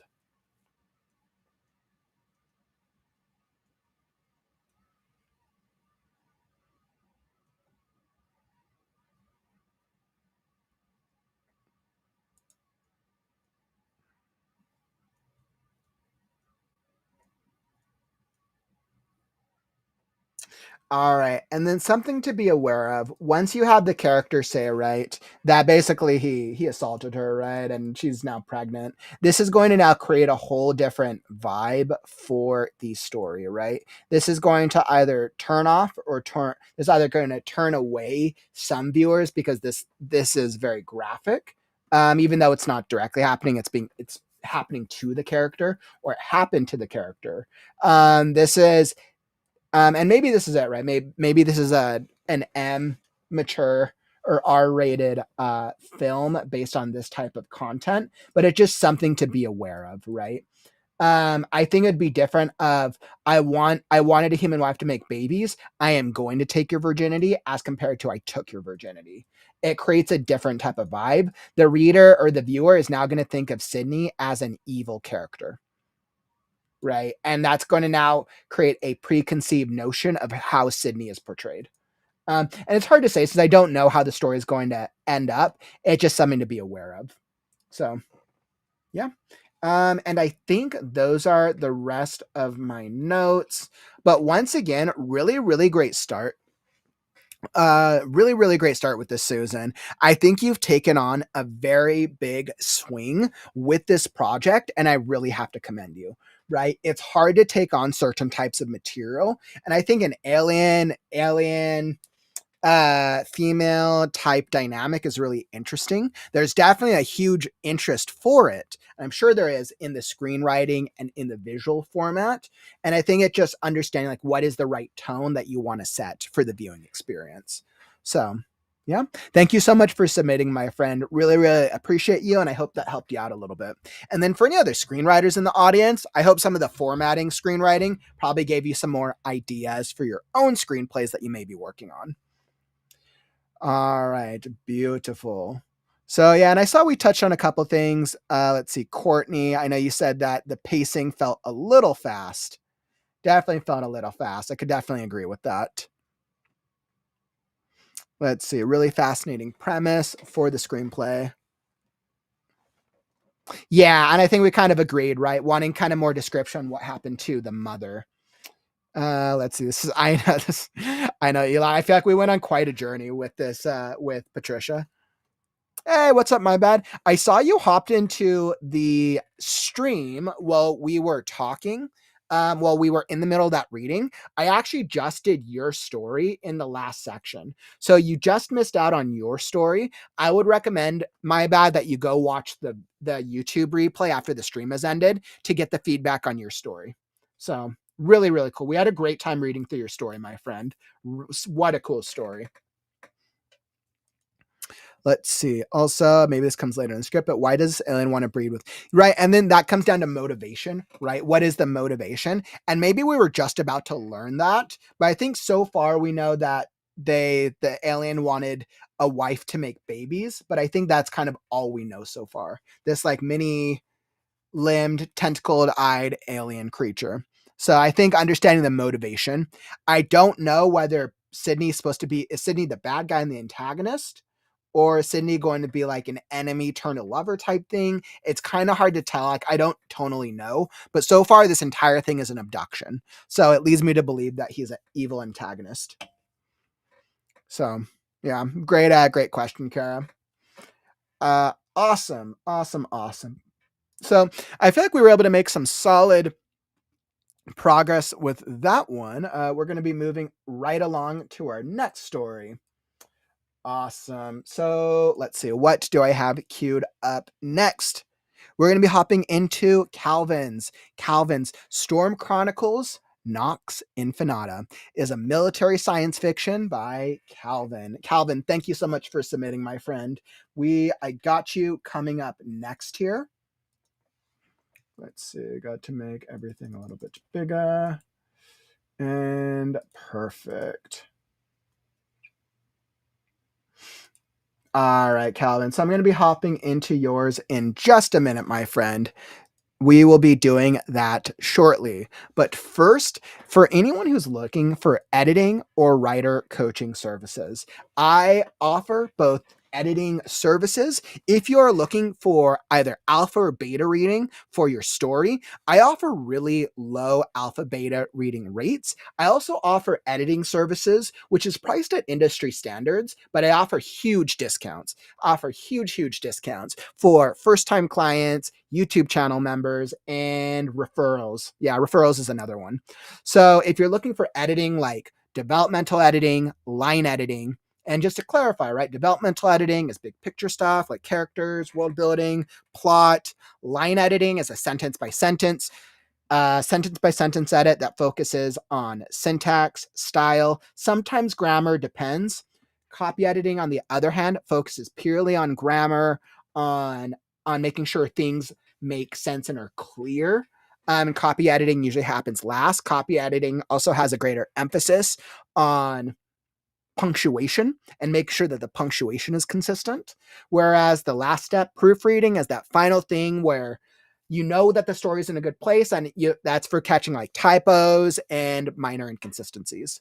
So I offer rates for everything. If you're needing feedback on your script, I do it all. I also offer writer coaching. If, let's say, you want to speed up the consistency of your book. Let's say you struggle with accountability. Let's say you struggle with staying consistent. Let's say maybe you're like, hey, I have a story I've been working on for a while, but I don't really know what's missing from it. I'm awesome with plotting. I love helping writers better understand the stories that they want to tell. Writer coaching can either work like we meet once a month, we meet every once in a while, we hop on a call, we talk through the story, or we can do skill building. So writer coaching is a much lower cost if you're really wanting to invest in helping develop your story or helping to develop yourself as an author. So great stuff. I would highly recommend you guys check it out. Let me drop this stuff in the chat. For anybody who wants to learn more, let's see, I just dropped that in the chat for y'all. Anybody who wants to learn more about my writer coaching or book editing services, just drop that stuff down in the chat. It's also linked in the YouTube description. All right. Wonderful. Okay, so next things next, we're going to be hopping into Calvin, your story, Storm Chronicles Nox Infanata. All right, my friends, I think I am ready for the next one.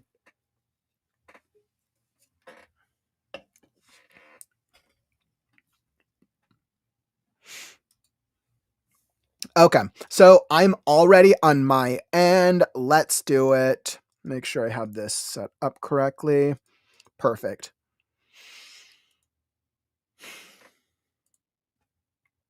All right. Storm Chronicles Nox Infanata, a military science fiction. Chapter 2, Planet Kylie. Location, Artemis Urban Training Camp. Date, December 26th, 2258. Time, 1935, hours locally. Dressed in digi-green and with a full combat load, Jennifer shouldered her rifle and approached... Oh, what the heck was this all? Dressed in digi-green and with a full combat load, Jennifer shouldered her rifle, and approached the dark building. She held up her fist, then made a circle gesture, telling the two squads to fan out. They fanned out, their weapons trained on the building. Jennifer took a knee and gestured for one of her squad mates to come next to her. He ran next to her and slid to take a knee, kicking up some dust.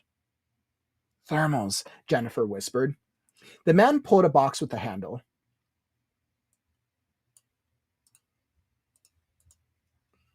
He panned the building while he looked at the computer on his wrist. Anything? She asked. This was the 5th building they had been to, and she was tired of this game of hide and seek. Can't tell you, ma'am. Can't tell, ma'am. I had a clear reading for a moment, then they deployed thermochaff. Jennifer nodded. Thermochaff was similar to regular chaff, but instead of disrupting radar, it messed with their thermals. This had to be the target building.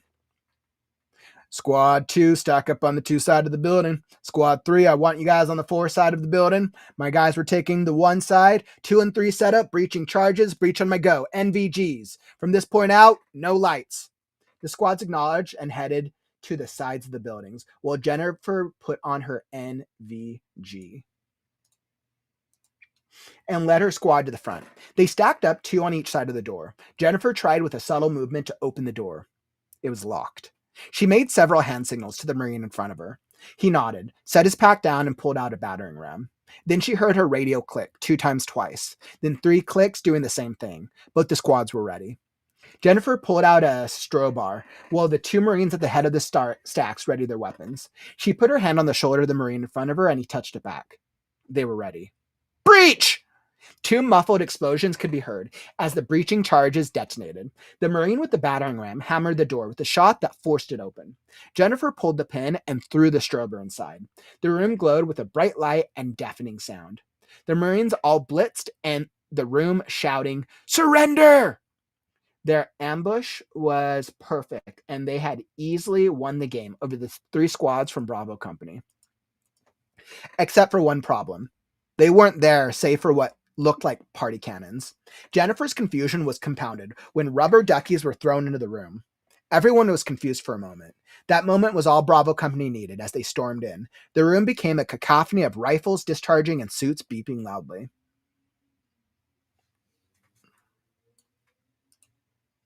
Jennifer sighed and put her hands up in surrender, though with her suit beeping, it was hard for a corpse to surrender.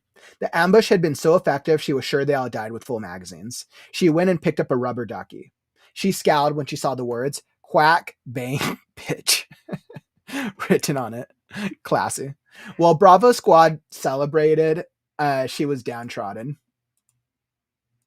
Lights turned on and Hover-Vs showed up. Everyone spilled out of the house and technicians went to turn off the vests and collect the weapons. Jennifer was stuck in her own world when someone shouted, "10 hut!" Everyone straightened up as the company commander, Captain Turner, approached them. A tall black-haired man with a stern face that glared at everyone for a moment. "Good work, Bravo Platoon. Excellent job disrupting Alpha Team's OODA loop. The rubber duckies were a nice touch. Alpha Company, the breach itself was textbook. However, you failed to check the other buildings to see if they were set up in the same way. Had you done that, you would have known it was a trap. Learn from your mistakes. I know it's different than you are used to. Many of you expected to be back in your machines, and we'll be back in them soon. However, we are at war. And if we are called to the front to fight in our flesh and bone bodies, then that's how we'll fight. Now all of you are dismissed, save for Lieutenant Lee." Jennifer held back a groan. She knew she fucked up. The company saluted and dispersed while she hung back. He waited until everyone was out of earshot to speak. "Lieutenant, have you talked to the shrink yet?" Jennifer was confused. "Of course, sir. I saw her just before Christmas. She was happy and signed me off after a single session." Turner frowned. "I understand she cleared you, or else you wouldn't be out in the field. But you do seem distracted and fall into an obvious trap. I'm concerned about you taking over the platoon. I know Corporal Oslo would normally have handled this game against Corporal Sloan, and you're pulling double duty. I'm willing to let tonight go as a fluke. But if this persists, then I'll be forced to pull you from active duty and sent to the head shrinks for a full workup." "Yes, sir, I understand." "Good. Now go shower and get a meal." "Dismissed." Jennifer saluted Turner, who gave her a nod and went back to his Hover-V. When he got When he was gone, it took all of her willpower not to collapse to the ground under the weight of her kit. She knew she was under a microscope and couldn't show any cracks in her visage. She walked out of the training field and headed for the barracks. The walk was good for her to rest her stressed mind. She still had some lingering thoughts about everything going on. The part in her mind, the most, was the severity of the offensive the skinnies had launched.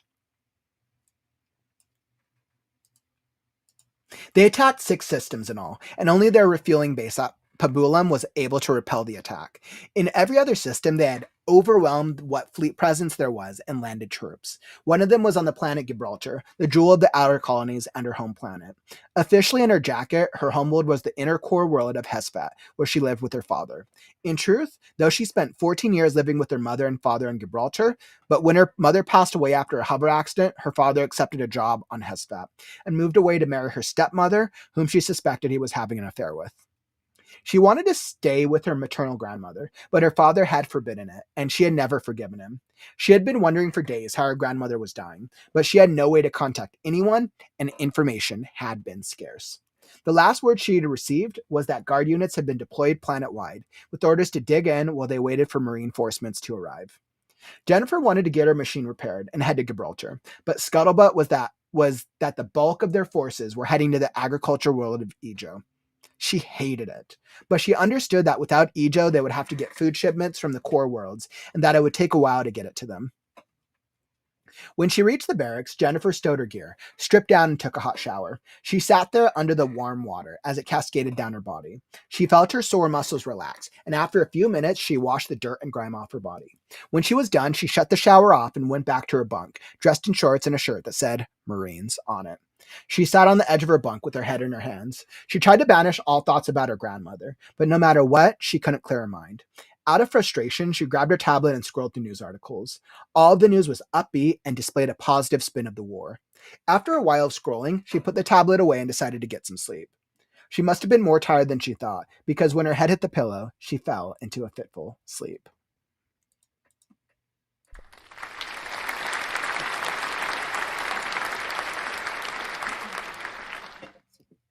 Awesome. Wow. Very, very nice work, Calvin. I think I would say that the plot of this was probably the strongest. And I know you have a very clear sense of your world. The world building and the plotting is actually very, very well done. I think, yeah. So, and I would like those moments of the rubber ducky, that training exercise was actually really interesting. I loved the layout, the setup, and I thought that was so engaging. And I think the first half of the chapter definitely had a different tone than the back half of that section. Yeah, because obviously the first half was really the action. The second half feel like it slowed down a bit. So I think tonally, I think there's some opportunities. I think, but I mean, I think, okay, so I think the biggest opportunity is cutting down on wordiness. The dialogue was definitely a little wordy. And then helping to punch up some of her interiority on the back end, so we're kind of caring about it. It felt like we got a lot of action in the first half and then a lot of exposition in the first half. So let's go into that. I was definitely intrigued. And of course, I love the references to the other characters. And all right, so let's hop into it. So, and okay, so this is chapter 2, so we're still pretty early on in the book. Let's see. Scuffled in her shoulder.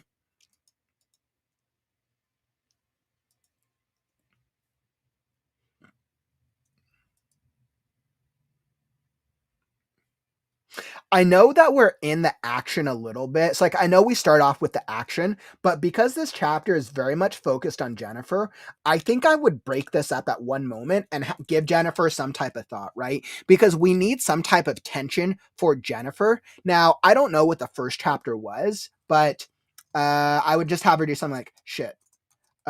She cussed. Almost she cussed as she nearly missed giving the command.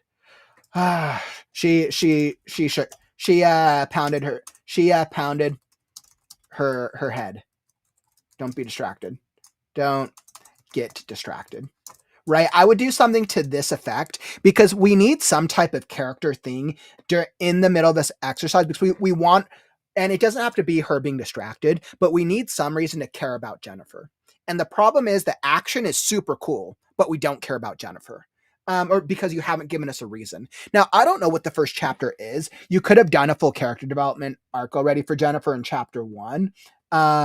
So if you've already done a lot of character development, then don't worry about it. But if this is kind of her introduction, which I'm guessing it might be because we're so early in the book, then we need some type of reason to some reason to be intrigued by her character development. Okay. And then, but the action, what happens is interesting. I really like what's happening.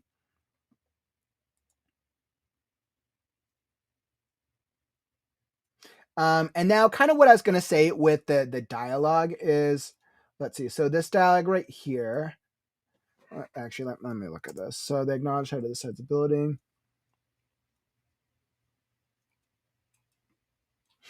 I think just a lot of the dialogue just needs to be cleaned up a little bit.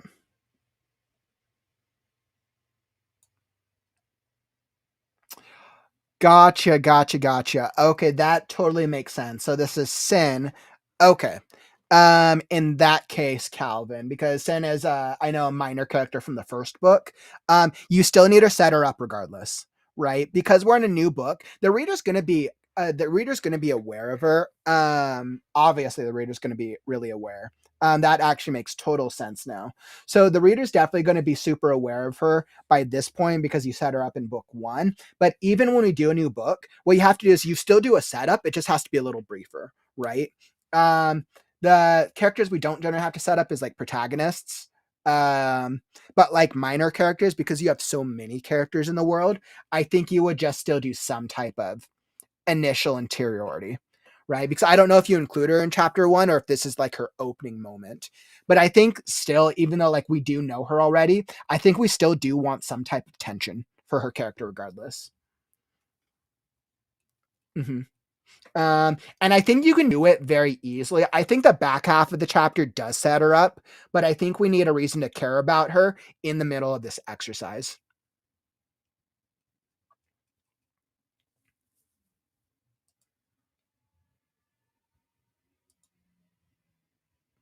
And I would just try to condense the dialogue a little bit more so we can stay focused on the action. If you can cut down on wordiness, I would recommend it. At least at this point, so that way we can focus on what's going on.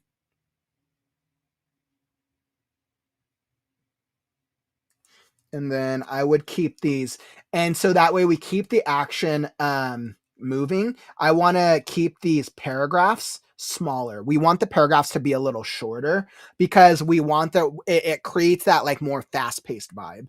Even though it's an exercise, the action in the present moment still needs to be intense.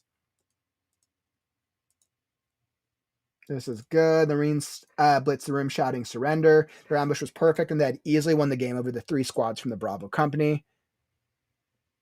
I wouldn't even mention that this is a game until it ends. So like keep that tension. I would actually keep the tension there. So the reader thinks, oh, okay, this is some type of thing. And then Jennifer's confusion was compounded when rubber duckies were thrown out. So this is a really interesting thing and it gets really easily lost. So I would actually get rid of how Jennifer perceives it. The company, and I would do it like this. The company confused whispers occurred on her side. Let's see, confused whispers occurred on her side, and I'd make this its own thing. Rubber duckies were thrown into the room.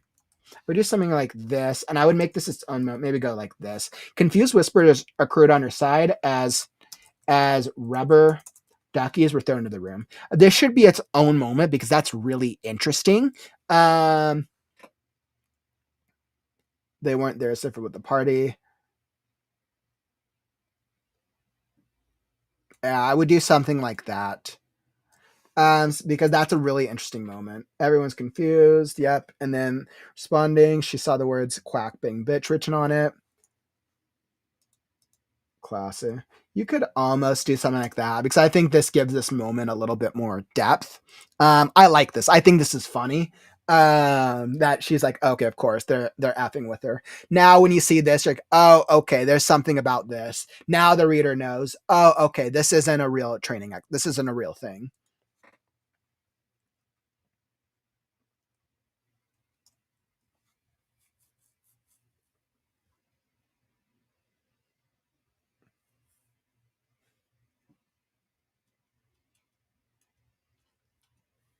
And then just continuing on, it's just this dialogue. We just want to shorten down the dialogue. We get what he's saying is basically commending everybody, but it's just a little wordy right now. I mean, because like when we look at this guy's dialogue, our Captain Turner, his dialogue is almost, it's just a little longer than it needs to be, right? So I feel like he could say the same thing in like 2 sentences because we want his presence to be commanding, but you don't want a chance losing the reader because it's too wordy.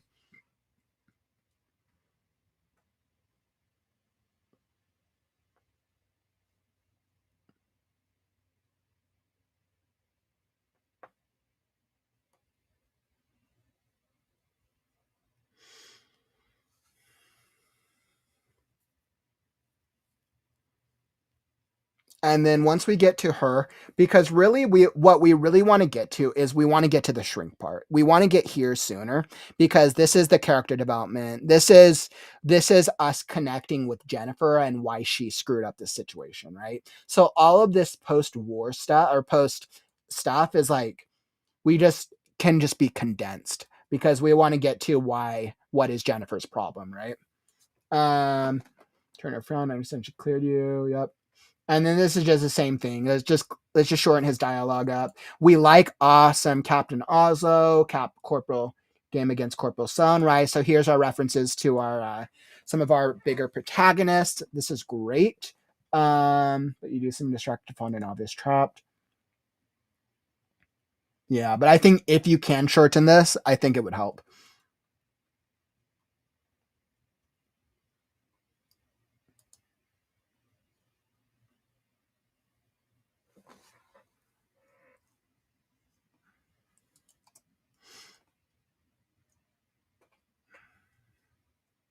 Right. And then essentially we're getting the Walkford was good to that stressed her mind. She still had some lingering thoughts about going on. The part on her mind the most was the severity of the offensive the skinnies had launched.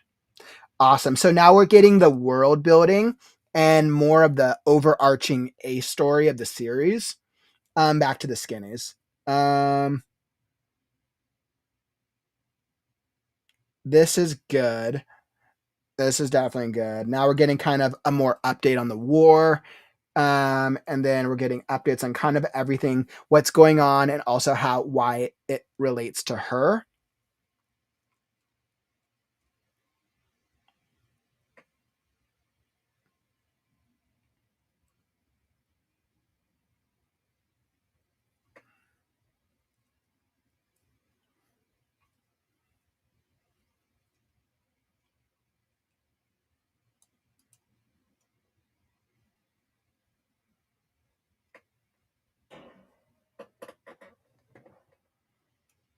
All right. So I think with the description of her backstory,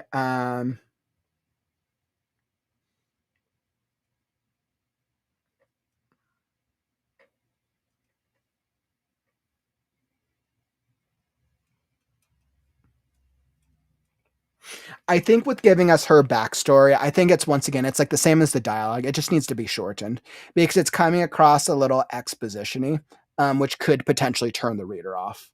So I think it's the same thing for the dialogue, right? Like I like what you're sharing, but it just cutting down on exposition is that more than anything else. But I mean, I loved her character in the first book, so even though she's more of a supporting one, I thought she was a great character. So you kind of have that working for you, in that your reader may already be interested and may be intrigued by her character.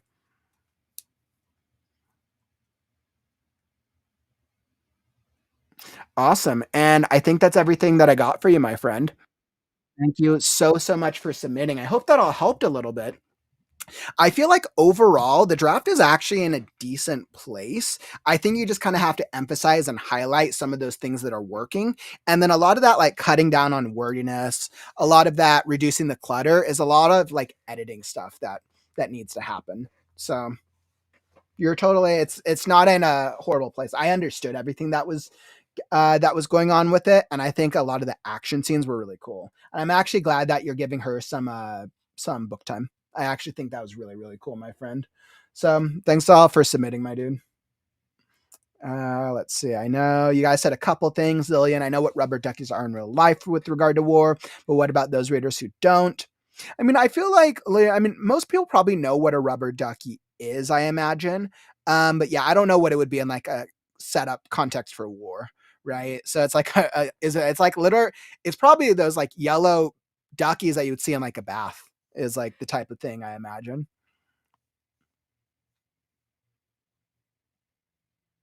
I think the response to the war coverage would go a long way as far as establishing part of who she is, even if it's later than the part I was talking about. Yep. Courtney, I think the directives before the training event need to be shortened and to the point. They know it. They've been over it if it's a last minute reminder, not important to the story. Mm-hmm. Yeah, and I think that just goes into the exposition, right? So I think it's just reducing the exposition part of it. Oh my goodness, Calvin, don't be hard on yourself. Calvin, you crack me up.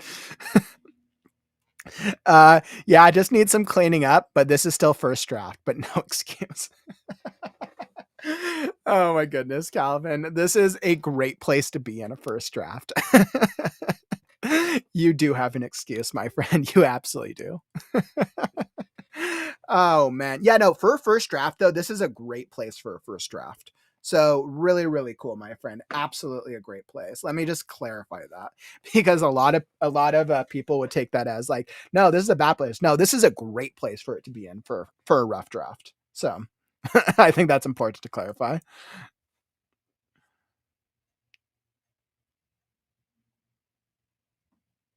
I think that's a really good idea, Eli. I think that's really interesting to how is she responding and reacting to the propaganda and to what's going on. Courtney, you'd rather have too many words in a first draft. I was like, I mean, I guess I'm Courtney. I'm stuck in the second draft if I have way too many words and I keep adding too many. Oh yeah, that cracked me up so much. So awesome, Calvin. Very, very nice submission, my friend. Very, very awesome. And once again, for anybody who hasn't submitted already, the link is down in the YouTube description. Make sure you submit now to make sure that we can try to get you feedback on your story. All right. Awesome. Awesome. Awesome. Awesome. And let's go into the next one. So we're going to be queuing up Zencast. So the next one I have up is Welcome to Spellpaige Academy. Middle school, this is chapter 2. So Zencast, I know we did a previous excerpt of your story. We're going to be hopping, I know this is the next chapter of your story, so we're going to be hopping into it in just a moment. But once again, for anyone who's enjoying the stream, follow or subscribe. We're here with the ReadNow community, daily writing community, 440 streams and counting. Just tap those follow or subscribe button if you're looking for a consistent, active daily community, and you'll be alerted when we go live. All right, my friends, and let's do it. So we're going to be hopping right into the next story, Spellpaige Academy.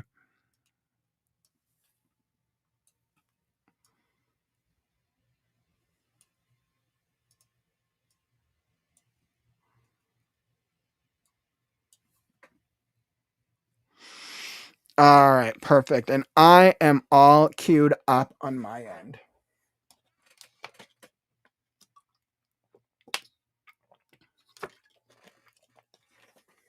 Awesome. So let's do this. So we got Welcome to Spellpaige Academy.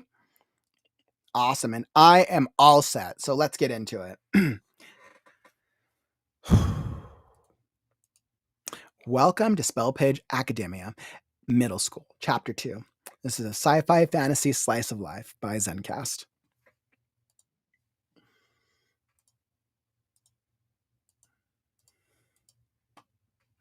I hurried downstairs to greet everyone. Good morning, everyone, I exclaimed.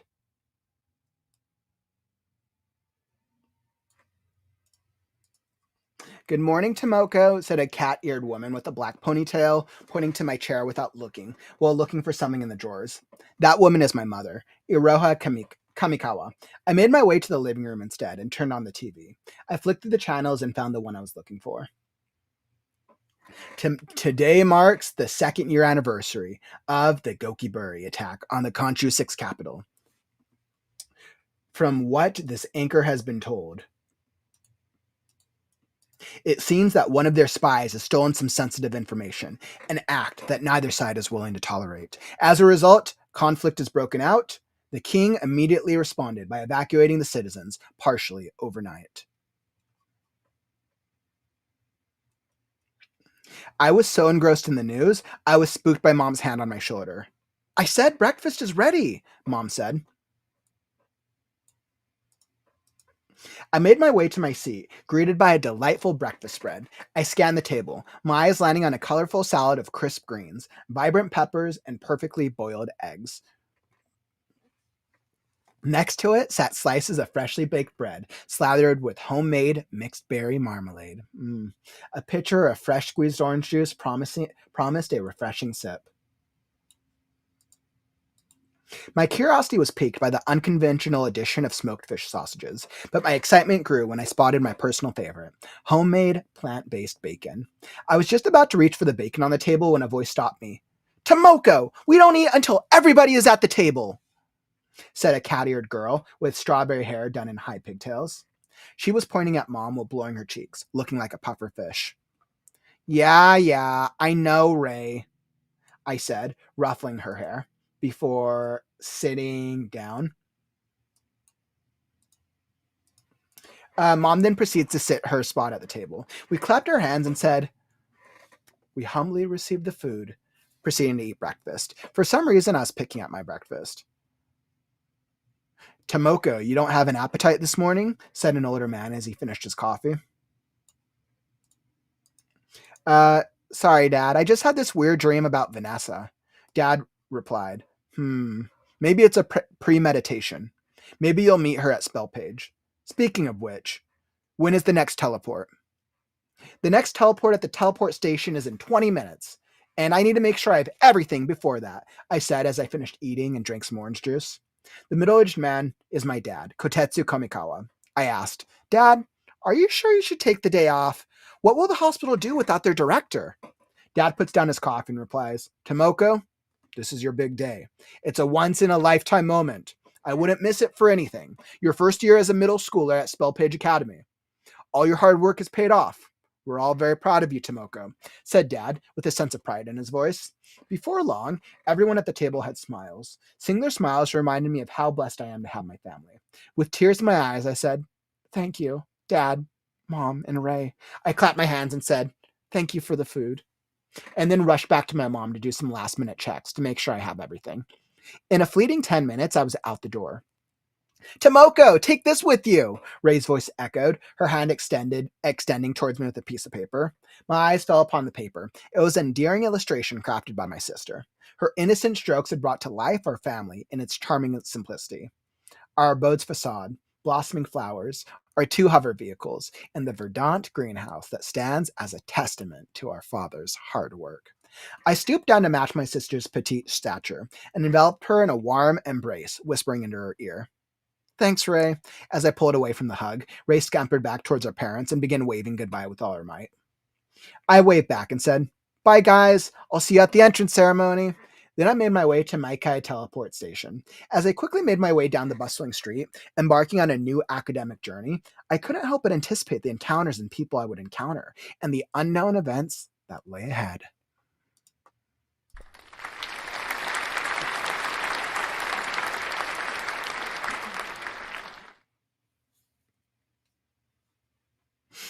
Awesome. So awesome.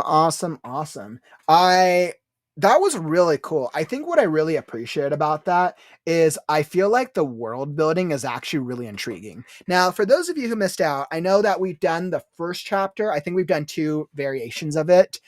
At least I think we did the last one a couple critique streams ago, and then we did an older version of it a couple months ago.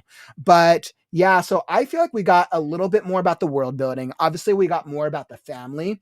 I think the overall tone of the story is very straightforward and very clear.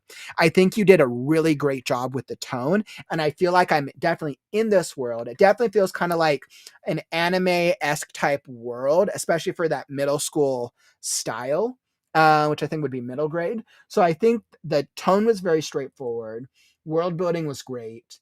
Let's see. I think with the opportunities, I think, I mean, I liked the sister. The sister was interesting. I think we could add a little bit more quirk to our main character. I kind of want to know how is our main character like different than some of these other characters. So I think we could do a little bit more. We have some opportunities for character development, a little bit of dialogue, and then some dialogue structuring as well. So there's some dialogue rules to be aware of. So let's hop into it and see what we got. All right. So biggest things first. I hurried down to greet everyone. Anytime we have a new speaker, it's always a new paragraph. No exceptions. That's a standard dialogue rule. So anytime there's a new speaker, it's always a new paragraph. Let's see. A cat-eared woman with a black ponytail. Put into my chair without looking while looking for something in the drawers. Let's see. That woman is my mother, Iroha Kamikawa. I made my way to the living room instead and turned on the TV. I flicked through the channels and found the one I was looking for. And I think this is kind of like a different beat. So I think I would split this into a separate paragraph. Let's see. Now, I'm not sure. So italics could be how it's done for television. I don't know what the correct format is of television because technically the character is speaking. So like I thought it might be dialogue, but it's technically on a television. So I'm not sure. This might be dialogue, but you might be right. So Zen, I don't know if you already checked the formatting for television, then stick with it. If not, I would just double check. I'm not clear. I'd have to check on my end.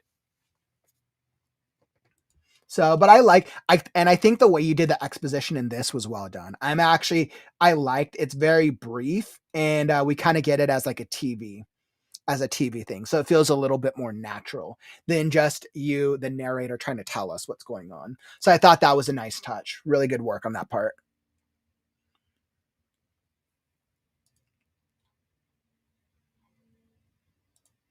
This was good. We didn't need the speech tag because it's already clear that mom said it, but I think this was a good spooking moment. That was really nicely done. Your description for your breakfast items was so tasty. I like wanted to have this breakfast right now. This sounded like an absolutely delightful breakfast. I was like, I really wanted mixed berry marmalade. That sounded really good. Fresh squeezed orange juice, smoked. Yeah, your breakfast description just sounded really tasty. Maybe because I was hungry, or maybe it was just really well done. I just thought that was a nice touch. I think this gives us a really nice like slice of life type vibe with a breakfast. So I thought that was a really, really nice touch.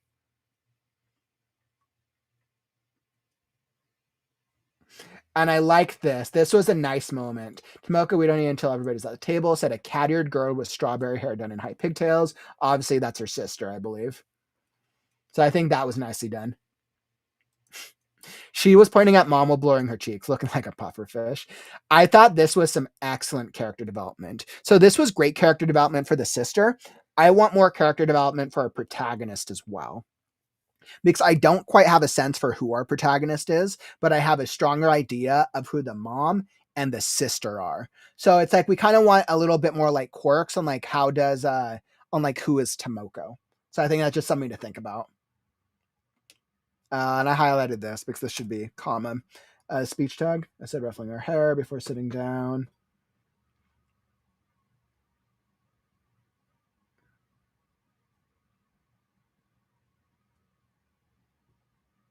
And so technically this is all the characters speaking. So I think the way you frame this would still be a new line of dialogue.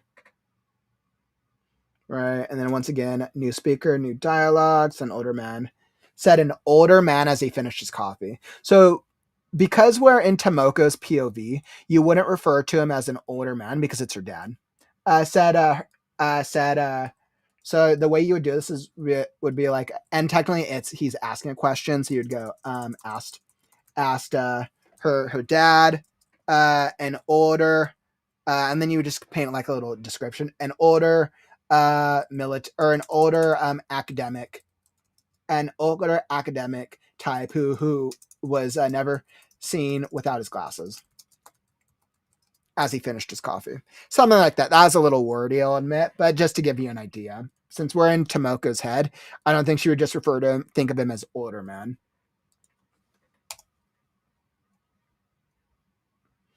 Right. And then I think I don't think you need the reply like that, since we kind of know this is the dad right now. Maybe I think this would be a premonition. I'm pretty sure premonition is what you're thinking of, but that was just a guess. And I like this. I'm intrigued. So I like that you're setting up for this teleport. Because now as the reader, I'm like, oh, okay, so what is this teleporting thing? This is actually some nice foreshadowing. I like the teleporting bit. I think what would be interesting is I think you could do a little character development if you maybe foreshadow the teleport bit early on here, or maybe right when she sits down to TV. I was like, maybe she tries to do something while she's on the couch, and she does something that's a little quirky, and then she starts listening to, and then maybe she starts listening to the TV as she's sitting on the couch, right? So then you could do like, Tomoko does a quirky thing here that makes reader like her, and then you could do the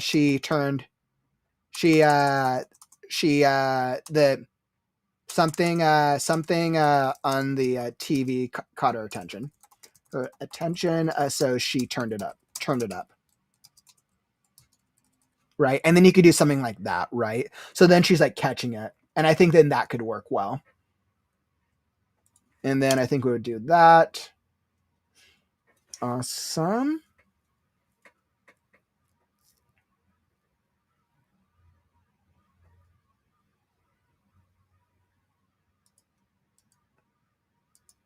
This is nice. This is like a nice family moment.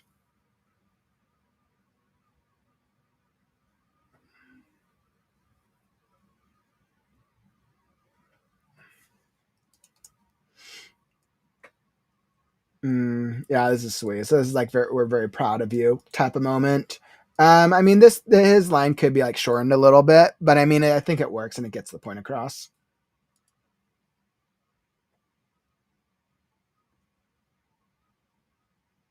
And then most of this is we're just moving the protagonist along to the next chapter. This was a cute moment though.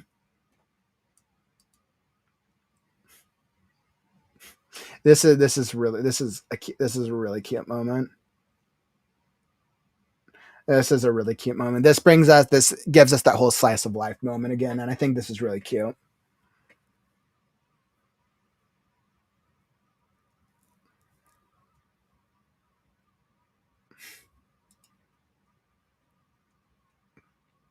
Awesome. So then we're moving the plot along, and she's going to the teleport station, and then she's just kind of thinking about what might lie ahead. So yeah, I mean, this is a nice little setup foreshadow for like, all right, this is either the end of the chapter or this is about to lead to the next story beat. And then I would meet, and this is just me being an editor, right? I don't want to do encounter twice. So I couldn't help but anticipate the encounters and people I would meet and the unknown events that lay ahead. Perfect. Nice ending. This gives us a nice little setup for what's to come. So yeah. So I think Zencast, that's everything that I got for you, my friend. Really, really nice work. I love to see how the novel's progressing.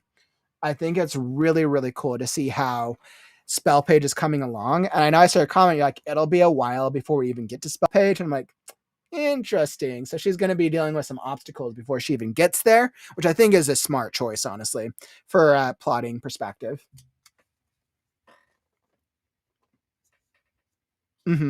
Yeah, and I mean, what Mass said, right? I would add, uses of more senses, especially in the breakfast scene. Yeah, and I think it's things like to give a little bit more like painting more of a description, right? So it's like you shared what all the breakfast things were, and I think it's like, well, how do some of them smell, or like when she picks up one of them, like how does it taste? Is it most like delicious, mouth watering food she's had all week, and things like that could definitely help to really elevate it to another level. I'd agree with that.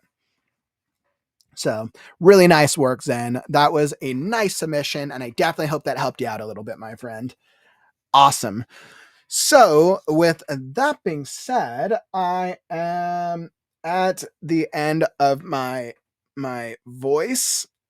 So we're going to end off the critique stream, and anybody who did a submission, or make sure for anyone who wants to submit for our next critique show, our next critique stream will be on Saturday, April 5th. So make sure to submit now for the next critique stream.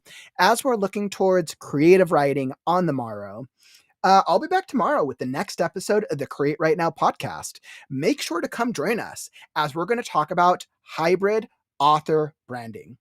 We've talked a lot about self-publishing. We've had some talks about traditional publishing, but what does it mean to be a hybrid author? I've invited author Rob Sanborn. He has many, many books published under his belt, and he's going to be talking about his unique hybrid author journey. So it's going to be a great episode. Make sure to come join us. We'll be back tomorrow, 1 p.m. Pacific, 2, 3, 4 p.m. Eastern. We'll be here. And if you're looking for something to watch next, go check out our Reading Sprints for Storytellers playlist, linked down in the YouTube description. This is a collection of all our previous story and critique streams, if there's any that you missed out on and that you want to catch up on. Awesome. And if you liked this stream, make sure to tap that like button on your way out. Help us show the algorithm that writing streams are cool. All right, my friends, it's been a really, really great stream. We had a nice variety of stories, and I loved all of the feedback. But unfortunately, this brings us to the end of the stream. Don't forget, words are wind, but stories are forever. I'm Kauffman, and I'll catch you on the morrow. Stay creative, writers. Right now. Right now. Right now. Right now. Right now. Because it's time.